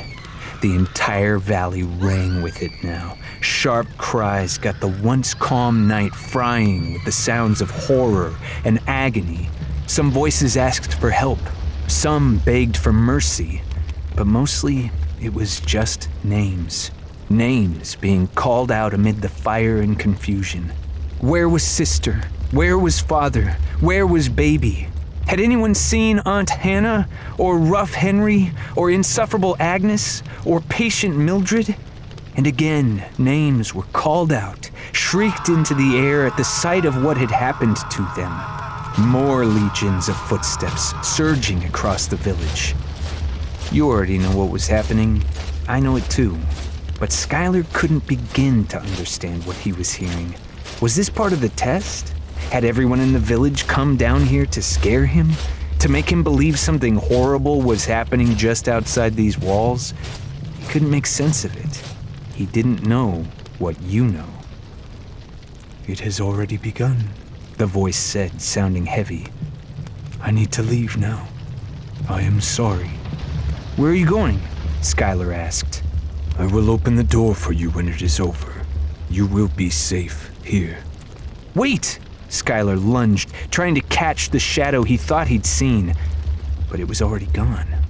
He circled the room, pounding the walls, calling for help. It got him nowhere, and his lifetime of powerlessness reached a new low as he fell down onto his bed of straw, out of breath, forced to listen to the world ending all around him. Chapter 10. Summer's End. Everything happening outside the ancestors' mound at that moment is not part of Skylar's story. I can get away with not telling it, so I won't.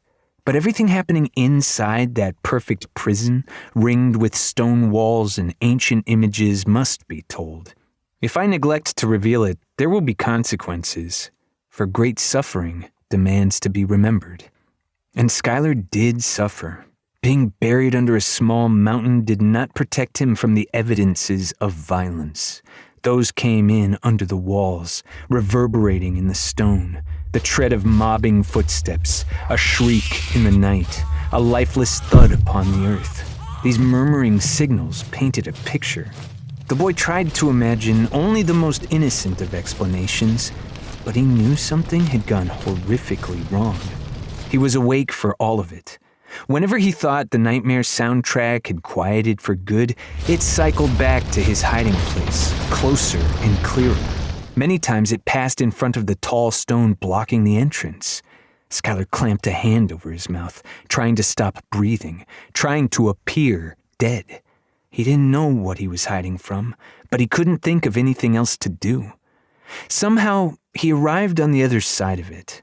All at once, the noise had been over for hours, and his nerves had stopped getting slingshot by the approach and retreat of thunderous footsteps. There had never been a last time.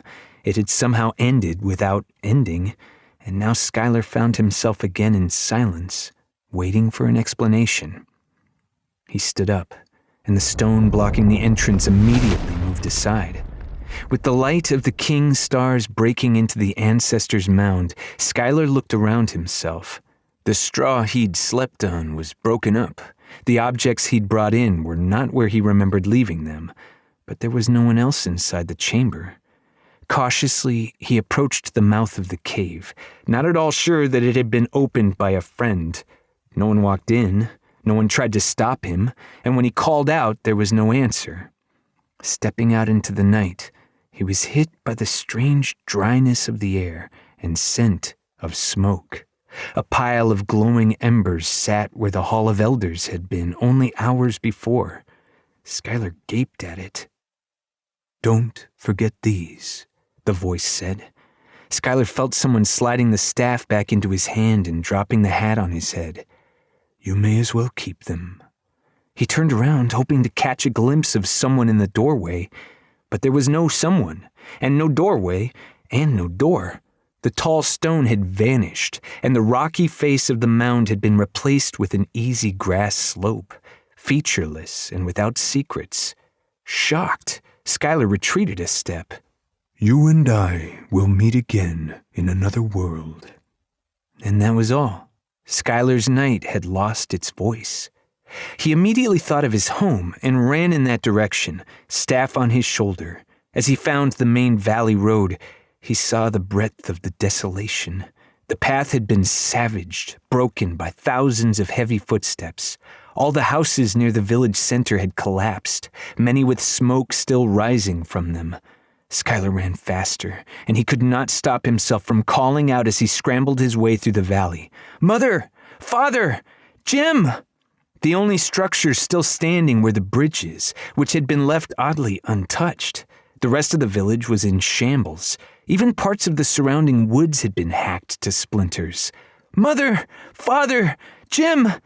A few farmers should have been up this early, less than an hour until sunrise. Skylar looked for them. He spared a glance at each ruin he passed, searching for any sign of life. Skylar found none. "Can anyone hear me? Mother! Jim! Where is everyone? Torta! Tess! Father, please!" No one answered. He hadn't yet figured out why. But Skylar found the road leading to his father's land. He passed through the trees that divided one farm from the next, and as he crested the last hill, he saw what the stars decided he would see.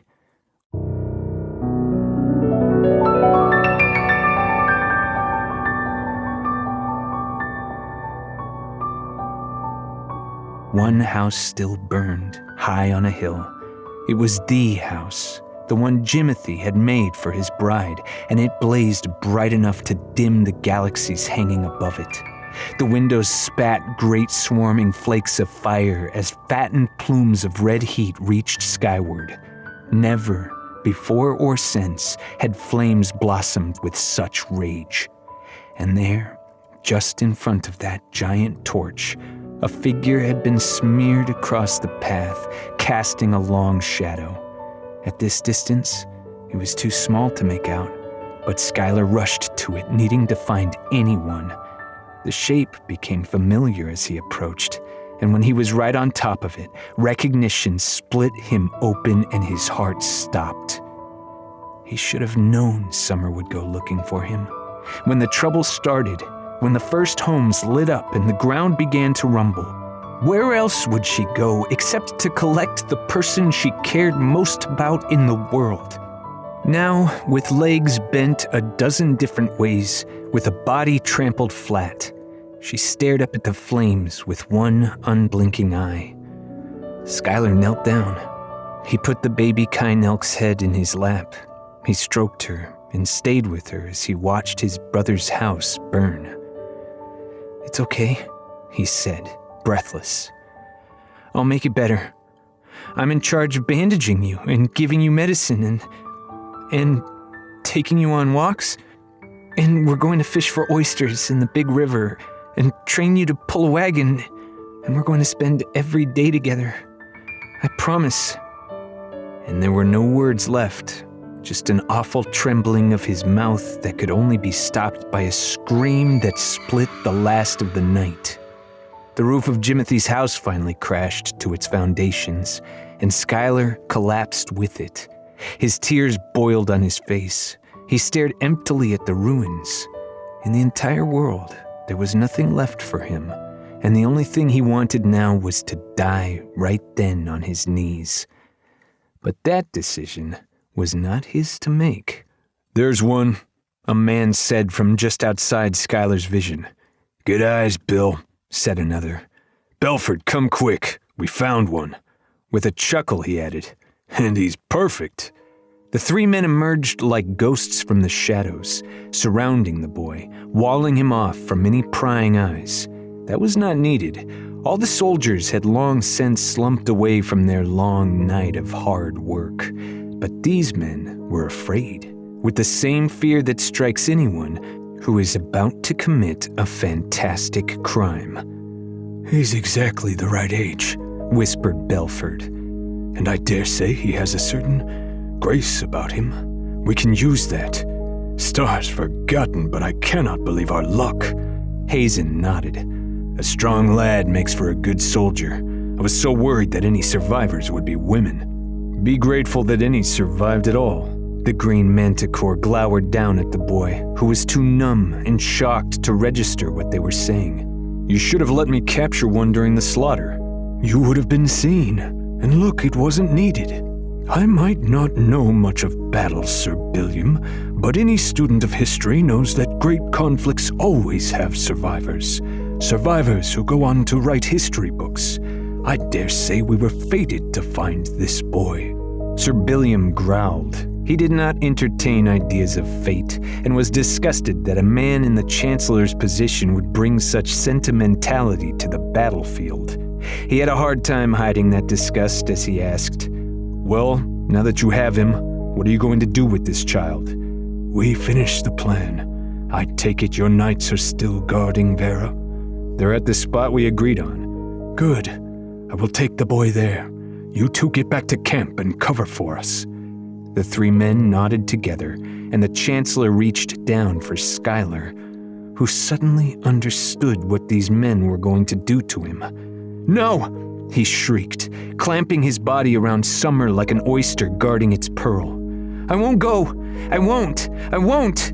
He took an awkward swipe with his staff. Belford yanked the weapon out of Skylar's hand as the other two pried him off the Kynelk's body. They threw him onto the Chancellor's shoulder. You need help carrying that? Hazen asked. Skylar was tall for his age, and not as portable as a certain prince who had been carried off by the Chancellor and General only weeks before. But Belford was also tall for his age. I'll manage. And with the assistance of his new walking stick, Belford set off down the path at an easy pace. Struggling, Skylar saw his friend's body drift away, and he could hear her. He felt her fear of what came next, of the birds that would strip her skin away, of the cold centuries that would break her bones, of being alone forever on that hillside. She screamed for him, and he was the only one who could save her. Let me go, he begged. If I do that, you'll be killed. The army is doing a second sweep at dawn. And it was nearly dawn already. The first sliver of sun rolled over the mountaintops, bringing warm colors back to the valley. The Chancellor carried Skylar down to the creek, through the grove of apple saplings Jimothy had planted, which had not been disturbed. Those would outlast the memory of this village, making fruit no hand would pick, and flowers that would live and die unseen by anyone as the years passed. At the water's edge, two of the Green Manticore's men caught sight of them and walked the Chancellor's horse across the shallow water to meet him. Reverently, Belford placed the boy on his own saddle and handed him back his staff. Father, Skylar stammered, looking back toward the village. Your father is gone, child. You will have a new family now. I am sorry. He took the boy's hand, then whispered too quietly for the others to hear. I know nothing I can say will make you feel better. I know you'd rather die than leave this valley. I know the wounds of this moment will never heal. But I will let you in on a secret. One day, boy, you are going to be a king. He handed the reins to Skylar, and the two knights walked him over the creek, where more men and a small librarian waited for him. And with that, the ruin of Curon village was complete. It would never be rebuilt. Its name would not be remembered in the histories of that earth. The dead man's testament of King Herrick had been faithfully carried out. Almost. You don't have to like it, of course. I understand if you're upset, and you could not be blamed for thinking such a monstrous event does not belong in a story that began so happily. But then, you have no idea what this story is about. I haven't told you yet. Chapter 11. The Coupon. You know what helps whenever you're feeling down? Using your imagination to take you somewhere pleasant and lovely. It always works. Doesn't matter what you've been through, who you're fighting, or how much trouble you're in with the law. Your imagination has the power to carry you away from all your troubles. And I can prove it. Look into my imaginary eyes. And now, it's your birthday. The biggest cake you've ever seen is on a picnic table, surrounded by all the people you care about. Every one of them has brought you a present, a real one. Not any of that, I wrote this poem for you baloney that your friends tried to pull at your actual birthday party. You've got a bounce house, and a piñata, and carnival games, and a water slide. And everyone is having a wonderful time. And everyone is safe. All the people you love are safe and alive. Nothing can hurt you. How nice that your picnic wasn't ruined by rain, or bugs, or an earthquake, or an army with torches setting fire to all the picnic tables and hunting down your loved ones like wild animals. How fortunate for you that such merciless men didn't smash the water slide, burn the piñata, and carry you off from your home forever as you beg them to let you stay on the hillside and die. Sorry. That sounded different in my head, but the great thing about imagination is that you get as many do-overs as you want. There's still time to flip that frown around, and I know just the thing. Turn your imagination back on. And now you have a brand new puppy. You just got him this morning. His eyes have barely opened, and he still has the round tummy all puppies are born with. And when he sees you for the first time, he makes curious little puppy noises, like he has no idea what you're about, but can't wait to learn. And his ears are so velvety soft. When you rub them, he sticks out his tongue like he's in heaven. And I'm sure heaven is where he'll end up after he gets trampled into meat pudding by men with swords and heavy boots, men who weren't even trying to hurt him. He was just in their way as they marched from farmhouse to farmhouse looking for victims, and all the love and attention you once gave him can't comfort his little puppy corpse laid in front of your brother's burning house. Why isn't this working? Did the puppets on public television lie to me? Does using one's imagination not actually make bad feelings go away? What a ripoff. I don't know what I was hoping to accomplish. The stars never sugarcoat this part of the story. Perhaps it's pointless to try. But depressing or not, the story doesn't end here. And if we're going any further with this thing, I figure I need to make it up to you. Come to think of it, there might be a way. How about a real-life prize? One you can pick up at any time. Something worth real money, but free of charge, and 10,000% legit. You can claim it using the coupon below. I owe you 1 free frozen yogurt. No toppings, limit 1 per victim. 4, drawing you in with a happy story about a boy and his beloved pet, only to have everyone get horribly murdered. From your personal friend, ADJ. Just cut that coupon out of this book and come find me wherever I am, and I will buy you a frozen yogurt. No questions asked. We'll make an outing of it. You and everyone you care to invite. Bring your whole family. Your whole dead family. Yikes, I'm bad at this. Anyway, with the sacking of Curon Village finished, Sir Billiam's band of knights had been given the special assignment of escorting young Vera back to the capital, the official story being that she had been brought to the conflict by mistake and needed an honor guard to return her to a life of comfort. It was all very chivalrous, but also a complete lie. Someone should have noticed that the knightly crew escorting her avoided all the best-traveled roads out of the valley to instead hug the shoulder of a mountain no man or librarian had ever tread. This band didn't want to be seen, or, even worse, counted as someone might notice that they had picked up an extra nose on their way out. Schuyler did not speak from dawn to noon. He had not even taken a clear look at his captors. The staff Maximilian had given him rested sideways in front of his saddle. The visor of his new hat hid his eyes from a vicious world. And the only event he paid attention to was the arrival of Sir Billiam, who had finally caught up with the group after staying behind to explain his company's hasty exit. It's a star-blighted crapstorm back there. Crap being the strongest word I can use in place of what he actually said. The second sweep found nothing. No pockets of survivors, no plunder, and counting the bodies has become difficult. When one smart mouth suggested it was a bad omen, the whole camp started chattering that the village was cursed. He rolled his eyes, and his men nodded as if they shared his skepticism, while they all made purifying hand signs behind their backs. Speaking of those men, there were 8 altogether, all of them full knights. And I'm going to need your cooperation now. I'm going to need you to commit with everything you have to believe and accept what I'm about to say, because I swear to high heaven I am not making any of this up. Ahem.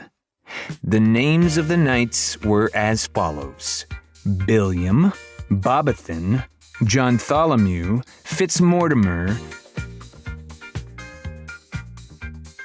Brandel, Dugador, Samhelm, and Tristopher. Engrave those on the most convenient cliff face you can find, because every one of them is an italicized with a capital L legend. And not only because they were the greatest warriors on the face of this particular earth.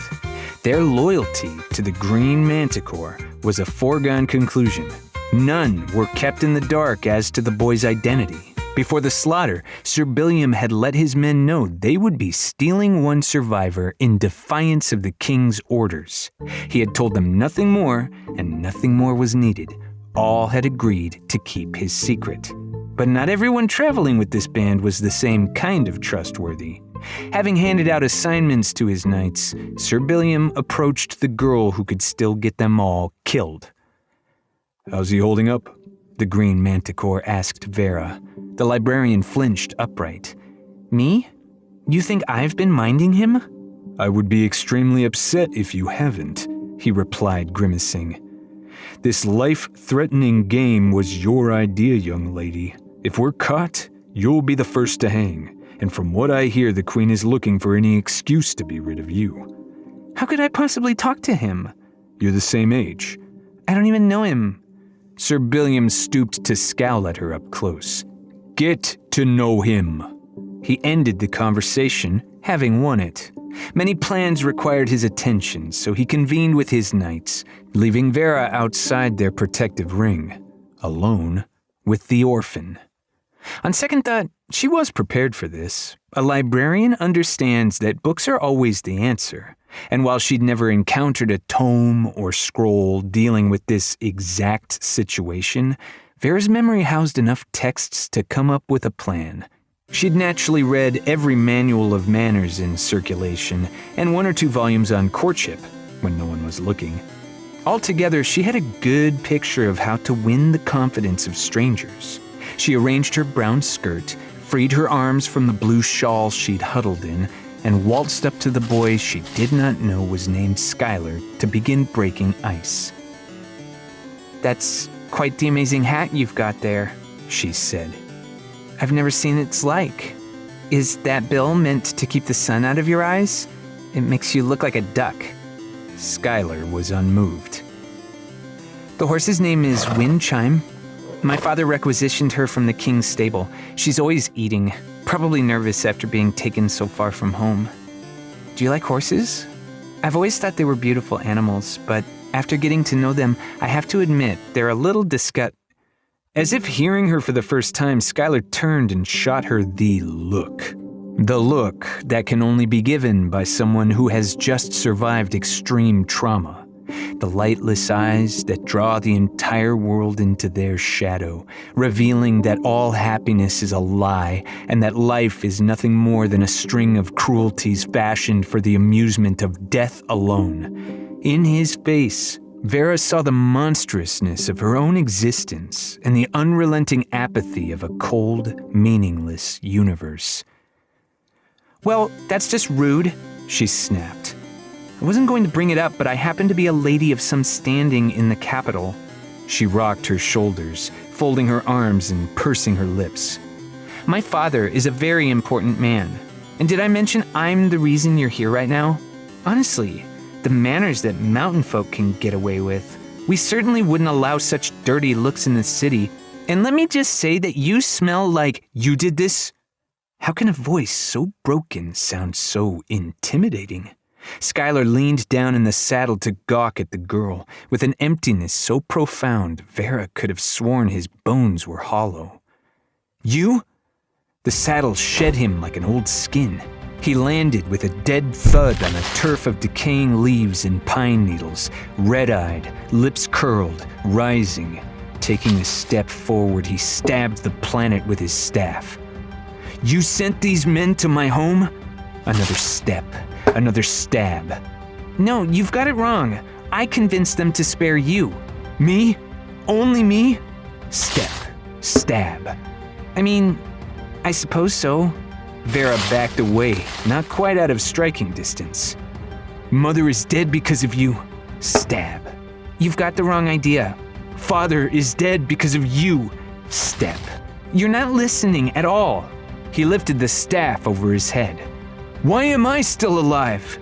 Vera stumbled backward, landing on her rear as a half-mad Skylar lost control of the temper he'd discovered in a secret chamber only a few hours ago and had precious little practice with. "Sir Billiam!" Vera shrieked. Half a dozen knights piled onto the boy before he could take another step. They forced Skylar to his knees and knocked the staff from his hands. He thrashed, an inch this way and an inch that way before realizing how hopelessly pinned he was. In defeat, he screamed at the turf he'd been firmly planted in. "He attacked me!" Vera tattled to Sir Billiam, as if expecting him to do something about it. "Well, there's a promising start," the knight replied. Dugador handed the staff to him, and he took a moment to scrutinize it. "Should we try that again? Maybe with an even playing field? Give them both fancy sticks and see who wins." A chuckle rose among the knights. Vera had no way to stop herself from reddening with fury, and that was tragic because there's nothing funnier than an embarrassed noblewoman. Billiam sighed. "I suppose we can't let our prisoner keep a weapon." Flexing the staff, he found its weakest spot. It snapped easily in two. "Kindling for your cook fire, Mort. We should burn his clothes too. There must be nothing that identifies him." "No!" Skylar burst, uprooting weeds with squirming feet that couldn't run. "They were my mother's last gift to me. You cannot burn them." Though, truth be told, he was more concerned with the secret skies still buttoned to his back. He didn't want it discovered. The green Manticore nodded, pleased. "Can I count on you not to make trouble then? You won't attack anyone else in this company, and you won't run. Otherwise, you ride the rest of the way naked. Deal?" It was hard to nod with 6 men holding him down, but Skylar managed, trembling all over. "I see your mother didn't raise a fool." With a backhanded wave to his knights, he gave the command. "Release him." The arms pinning Skylar went slack, but they didn't let go. They raised the boy and brushed him off. A few patted him on the back, and the looks he got from each knight appeared strangely sympathetic. He could hardly believe these were the same marauders who had just leveled his village. But the girl traveling with them was no warrior. She didn't look at him with the same sympathy, or even bother to turn in his direction. That gesture almost set him off, but he feared getting dogpiled again. "We camp at the first suitable spot," an exhausted Billiam ordered. "Move out." And now they were a unit, all traumatized, all tired, and all bound by a dangerous secret. Perfect conditions for making friends, really.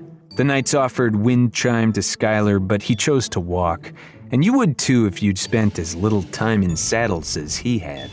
Already his thighs ached from the acrobatics of horse riding. The girl he'd nearly murdered also opted to walk, and against her protests, the knights forced them to walk together. For protection, you understand.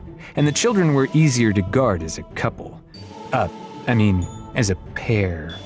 No, wait, that's worse. How about as a match? A twosome? A duet? You know what? I'm just going to ask nicely. I want you to pretend, as innocently as you can, that nothing will ever go on between these two people, one of which happens to be a boy, and the other, by sheer coincidence, is a girl. I know that seems like an obtuse request, but every storybook you have ever read has teased you this same way.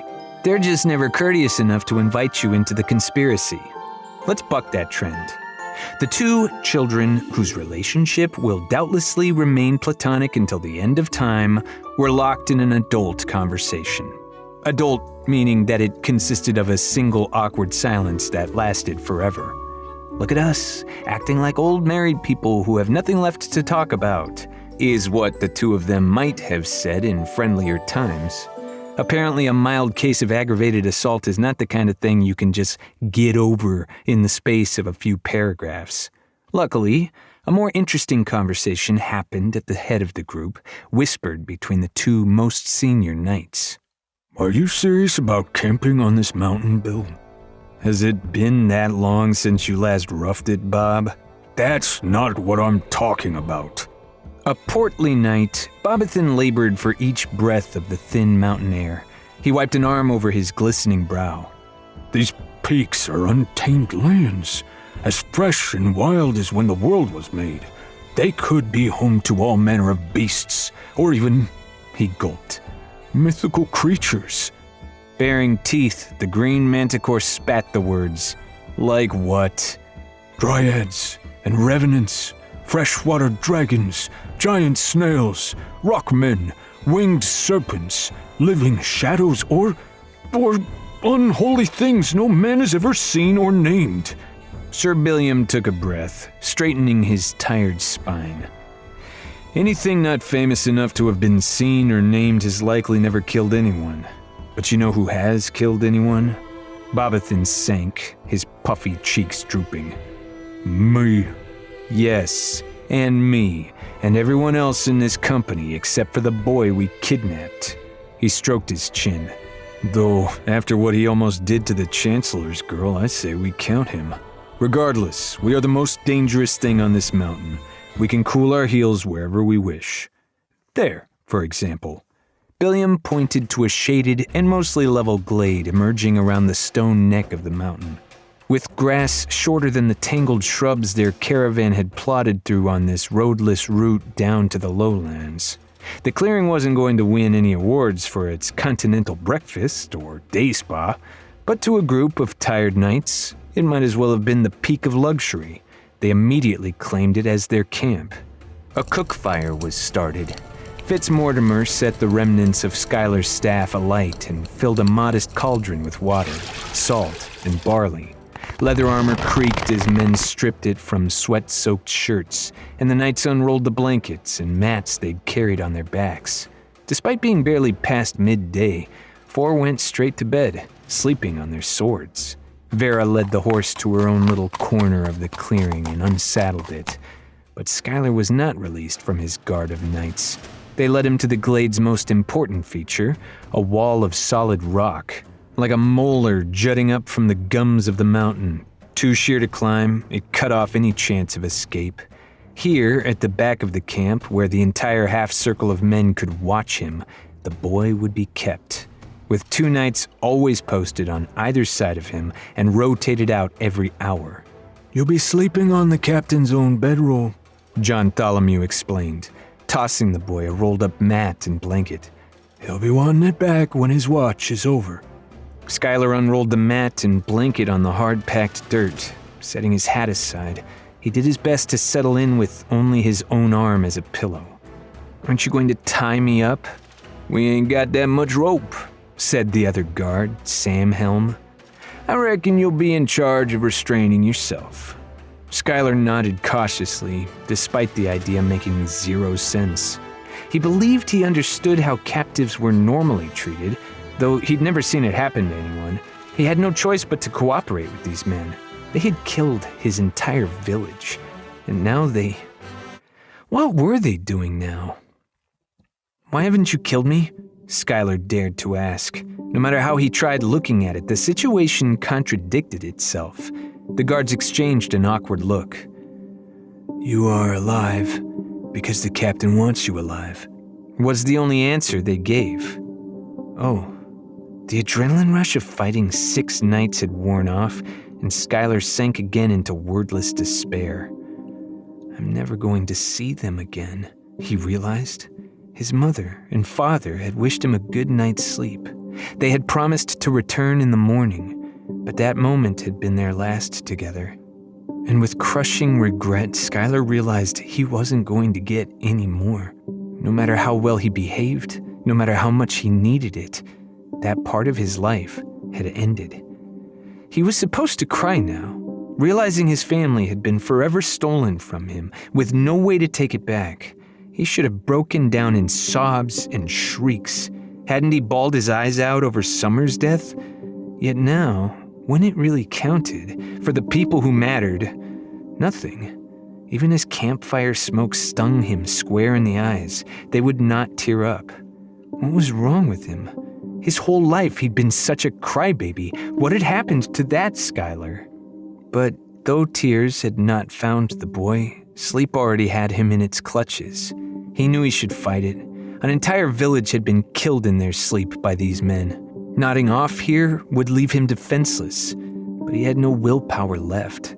He didn't care if the knights stabbed him through the heart at this moment, and the heavy vapors of the campfire weighed down his mind and stole away his alertness. Schuyler succumbed to sleep. When he opened his eyes, Schuyler found himself adrift on an ocean of lights.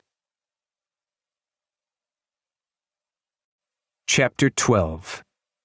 The First Frontier. Skylar recognized the dream, the same one he'd escaped only hours before. The sky enclosed him like a many-colored canopy painted with rivers of glittering treasure. Hundreds of king stars hung in the expanse like toys suspended on strings above a baby's crib. And perhaps Skylar only noticed because this time he knew he was dreaming. But the infinite range of stars, for all its visual commotion, never made a peep. Back home, the priests had claimed the stars could talk, and Skylar had long fancied they rang like tiny golden bells as they twinkled. Yet now, as he floated among and between them, nothing. How did I get back here? He'd woken up from that last dream. Could he do it again? He tried forcing his eyelids open, willing the starry backdrop to split apart and reveal the campsite where the knights still guarded him. All he got for his trouble was a small headache. Drinking in the starlight, Skylar shared the silence with a dozen perplexing ideas knocking on his skull. This place didn't feel like a dream. He felt slow, as if he'd already been asleep for ages and had only now woken up. It's a feeling we're all familiar with. The reboot feeling. You know, the one that follows you around after stumbling out of bed, keeping you in a fog while your brain powers up and refusing to leave until you've eaten your pepperoni scrambled eggs. Somehow, without any scrambled eggs, Skylar managed to snap back to awareness. He remembered how the last dream had ended, with him waking up beneath the forbidden mound and walking through the ashes of his hometown. Since he'd come back here, did that mean he was about to relive that awful night from the beginning? He couldn't let that happen.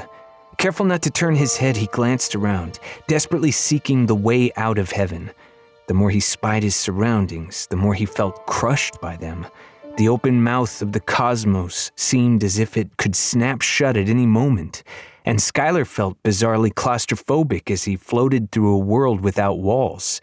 Again, his arms had been welded to his sides, and, panicking, he thrashed against the cosmos, trying to crack its shell. That sent him spinning. Chirping! No, not this again. Chirpong! Huh? Skylar thought. He'd forgotten about the chimes, having heard them just once in the last dream. Aside from his own voice, they were the only sound in the universe. And, as before, they sounded before and after his utterance, like some kind of audible punctuation. Except Skylar couldn't make that comparison because punctuation hadn't been invented yet. Chirping! I hate this! Let me out! Please! Chirpong! The starscape blurred around him. Pinpoint lights stretched into long coils, wrapping around his body like a straitjacket. Skylar bucked and heaved, trying to free his limbs, but only accelerating his spin. Had the knights lied about not tying him up? Were they dogpiling him again, pinning him down in his sleep? Would they wake him if they saw how he struggled? In such a large and crowded cosmos, surely someone could see how frightened he was. Help! He screamed, chirps leading and following the word. I can't do this again. I can't watch Jim's house burn a second time. He wanted to cry, but his eyes wouldn't close. They were tied down like the rest of him as he wheeled through the void. A deaf universe ignored Skylar's pleas. Even when he stopped fighting it, when he went limp, the whirling madness refused to let up. He'd been beaten and was now trapped forever in the spiral prison of his own momentum. Having nothing better to do, he died a little, just to see if that would improve anything. And, in time, he was too exhausted to notice whether that had worked. "Excuse me?" someone said. Skylar didn't respond. He couldn't recognize words anymore. "Excuse me?" someone said louder. "Did you say you needed help?" Like a shot of pepperoni scrambled eggs straight to his brain, an idea snapped Skylar out of his daze. He could have sworn he'd heard a voice, but that was ridiculous. He was 1,000,000,000 miles from anywhere. Who else in all of creation was stupid enough to get this lost? Chirping! Who's there? Chirpong! Here, allow me to straighten you out. Something brushed Skylar, like a hand striking his shoulder each time he spun around to meet it, and it bled speed off him with each strike. The centrifuge of stars slowed. The lukewarm swirl of lights divided into a baking blaze and a tingling chill, circling Skylar like sharks until he came to a stop between them, his back toasting while the rest of him shivered. This hadn't happened in the last dream. This was new, and whatever else might happen now, it appeared he wasn't alone anymore. "Don't try to move," the newcomer commanded, then muttered, "Since it's obvious you don't know how." Skylar opened his mouth to speak. Chirping! He held it open, waiting for the closing chime. After a minute of listening to his own open-mouthed breathing, he understood that the chime was waiting for him. So he spoke. How did I get here? How do I get out? Chirpong! Sounded the chime after he finished speaking. Skylar still wasn't sure, but it appeared as if those noises came from his body, somehow. The voice hummed for a heartbeat before saying, "Why would you assume there's a way out of here? There is no out of here. That's what here is." Skylar dangled for a moment, considering that. Do you mean I'm outside of everything? The chimes were strange enough, but Skylar's voice also sounded oddly filtered, as if the sound had been trapped inside a box. "In fairness," said the faceless newcomer, "everything is also outside of you. You could say it's the ultimate freedom, this space between the stars. There is no place you can't go, so long as you can fly straight." Who was this? Could it be the same voice that had cornered Skylar inside the Ancestor's Mound? Had that man followed him here? No, this was someone new. This newcomer sounded safe, kinder than the shadowed man under the hill. He spoke warmly like the shepherds in Curon Village. Skylar almost called the stranger grandfather, but stopped himself before taking such liberty. Who am I talking to? The boy asked. "Here, let me bring you around." A series of slow pushes turned Skylar, forcing him to lie flat on his belly with his chin sticking out, a position he found strangely comfortable. As the sky rolled across his vision, light filled it. The heat lifted off Skylar's back. Pivoting away from the night, he discovered a dawn that eclipsed the rest of the universe, trapped in a globe bigger than 1,000,000 Earths. Chirping! Whoa, you're a star! Chirpong! Well, aren't you clever? The star said with an audible grin, though his face remained a blank wall of unreadable light. "Why, may I ask, is it such a big deal?" Skylar's eyes bugged.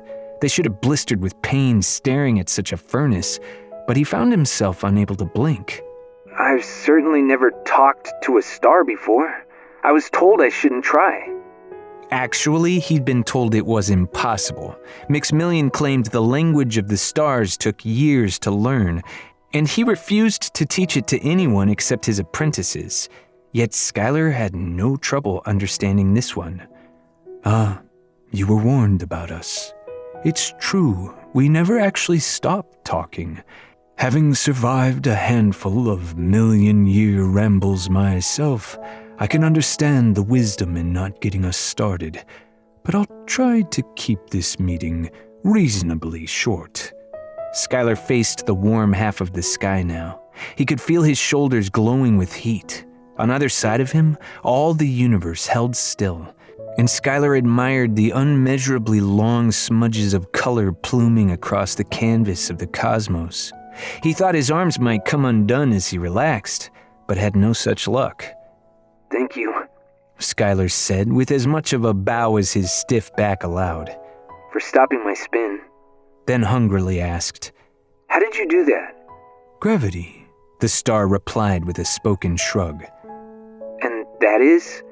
The star mulled that question, shifting his glow up and to the left like an eyeball trying to remember something. "I suppose it's a kind of love." Love? Skylar asked, incredulous. I mean, it ought to be. It brings things together and keeps them close. If that doesn't describe love, then nothing else in the universe makes sense. You understand, right? Someone must love you. Skylar's face fell.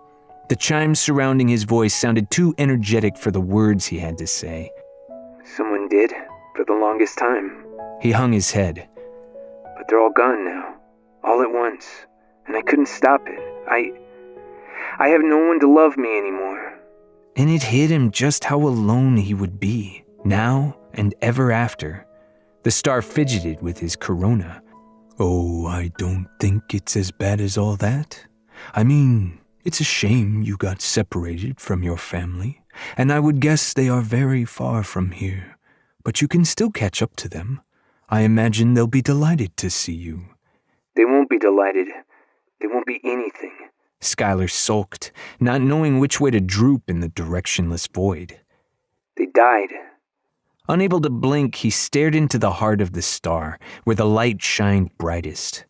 For the first time, he noticed patterns in the brilliance, whirlpools of starfire spinning rivers around their rims, loops of red energy fountained from the stellar surface like spraying blood, only to crash back to the star's skin and merge with the current. There was so much going on. Skylar had always believed the stars were solid things, like copper tacks pressed into the plaster of the sky.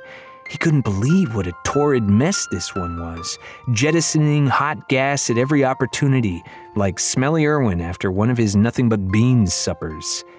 And I'm having the hardest time describing the feelings of someone staring at pure science when he didn't know what science was. Skylar didn't have words for plasma, or solar system, or even outer space. If you'd been drifting through the universe, you would at least have had a not entirely incorrect idea of what a universe is. Skylar didn't have that. This place was just the sky. But not any part of the sky he'd ever known. Where was the ground? Sorry for making you wait, the star said as if he had gone somewhere in the last half minute. I asked around about your situation. I told all my neighbors what you told me, and there's no polite way to ask this, so I'll be blunt. Are you quite sure your family is dead? Was Skylar sure? Everyone was wiped out. My entire people.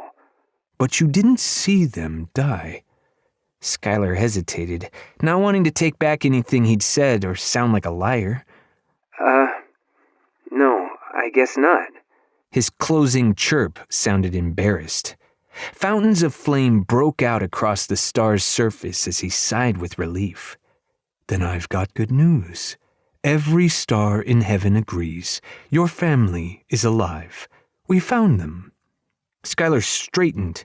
Hogtied as he was, he managed to shimmy forward a few light seconds without spinning himself. Alive? Which way did they go? He leaned and nearly lost his balance before the star caught and corrected him with gravitational hands. It was a stupid thing to hope for. Skylar knew that. Of course he'd still dream about his family. It wouldn't matter if he encountered them here, inside an illusion doomed to disappear the moment his real eyes fluttered open. But he didn't care. He hungered for the chance to say something to his mother, to hold his father's hands, to see his brother's face, even if it only happened in a dream. Couldn't he be allowed to make believe? The star took a slow breath, solemn and grim. His surface flushed dark red and the heat dimmed. I'm afraid which way they went doesn't matter if you can't move. The universe is a big place, too big to spin your way across it. And while I can't find anything wrong with you, you obviously have a hard time flying. Can't you gravity me to them? An apologetic tisk escaped the star. Gravity grows weaker with distance, and your people are quite distant. I'm afraid it will take a love more powerful than mine to get you to them. Skylar deflated, unable to imagine a bigger disappointment. Even in his dreams, he'd never see his family again. What a failure he must have been to deserve such a fate. And, looking back, every moment of his life confirmed it. Skylar couldn't remember a time when he'd done anything brave or helpful. He was always the one people cleaned up after, the one they constantly apologized for. Now those people had been taken away forever to teach him a lesson, and the only reason he could imagine for anyone telling his story billions of years in the future would be to give people something to point at and say, "There's a bad boy who got what he deserved. Aren't we all glad that he came to a miserable end? Don't be like him." One last hope settled on the boy as he considered how to cope with his new reality. "Can I stay with you then?" he asked the star. "I don't want to go back to the place I was. And you seem pleasant enough, Mr. The star's radiance rippled, almost like he was chuckling. Call me Uruana, and you may stay as long as you like, little Pazuzu. Skylar nodded, grateful. Maximilian had never mentioned how gracious the stars could be. Despite Uruana's claim that the two of them were outside of everything, it felt to Skylar as if he rested under the old man's roof, warmed by his hearth, cradled in the stars' immense, invisible hate. "Pazuzu!" Skylar exploded, twisting against his restraints. "Why did you call me that? Where did you hear that name?" Uruana's light held still, and he hesitated, as if unsure how to answer. Eventually, he said, That is you, isn't it? Your name is Pazuzu. "No," Skylar immediately answered. "My name is..." Then why is it written on your wings? "It is not written on my..." Every part of Skylar stopped dead. His heart skipped a beat. The gears of his brain ground to a halt. Even the despair of losing his family took a short vacation. "Did you say wings?" Skylar asked.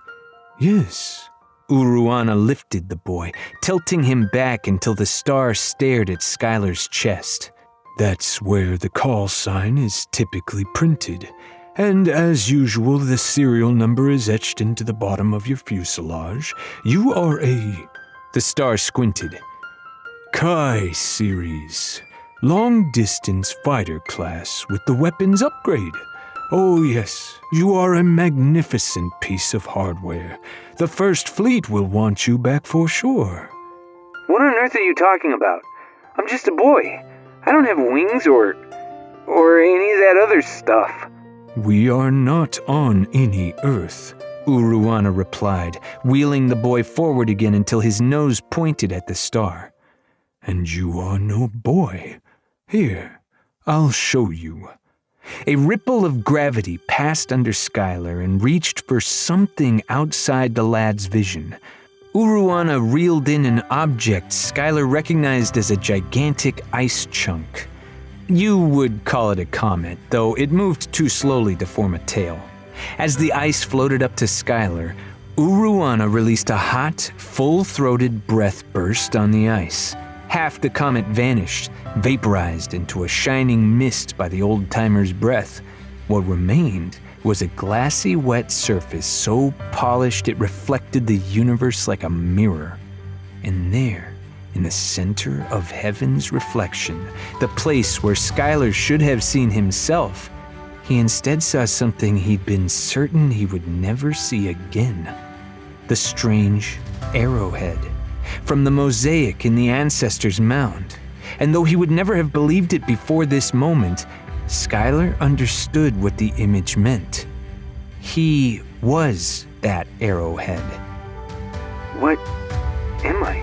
he asked, utterly bewildered. Uruana's warmth engulfed the child. He spoke gently. You, little Pazuzu, are a starship.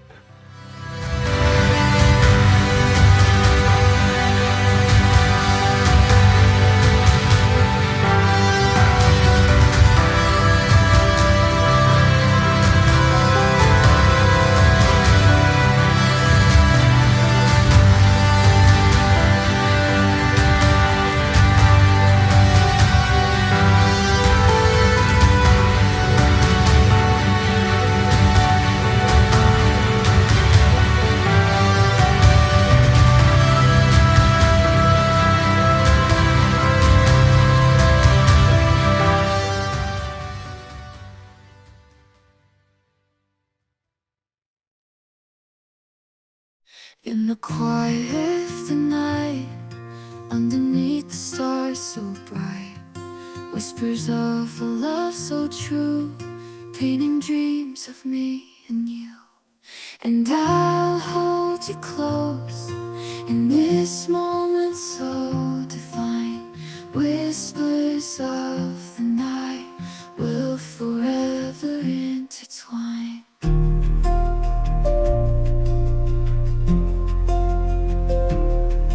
With each gentle breath we take, our hearts dance never to break.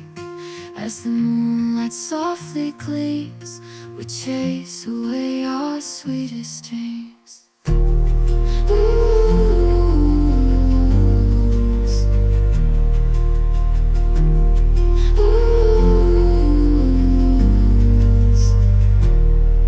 And I'll hold you close in this moment so divine.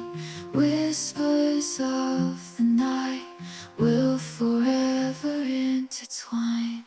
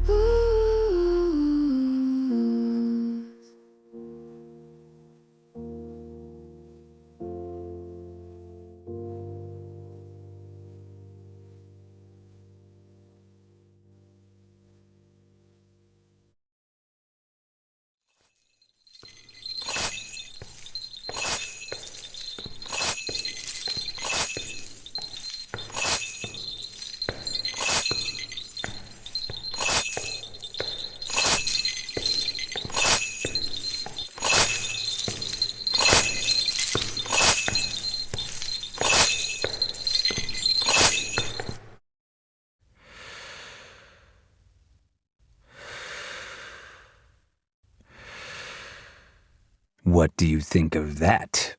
I won't let a single one get away. You'll try to save a few, I know, but this time you won't. This time, I won't turn a blind eye.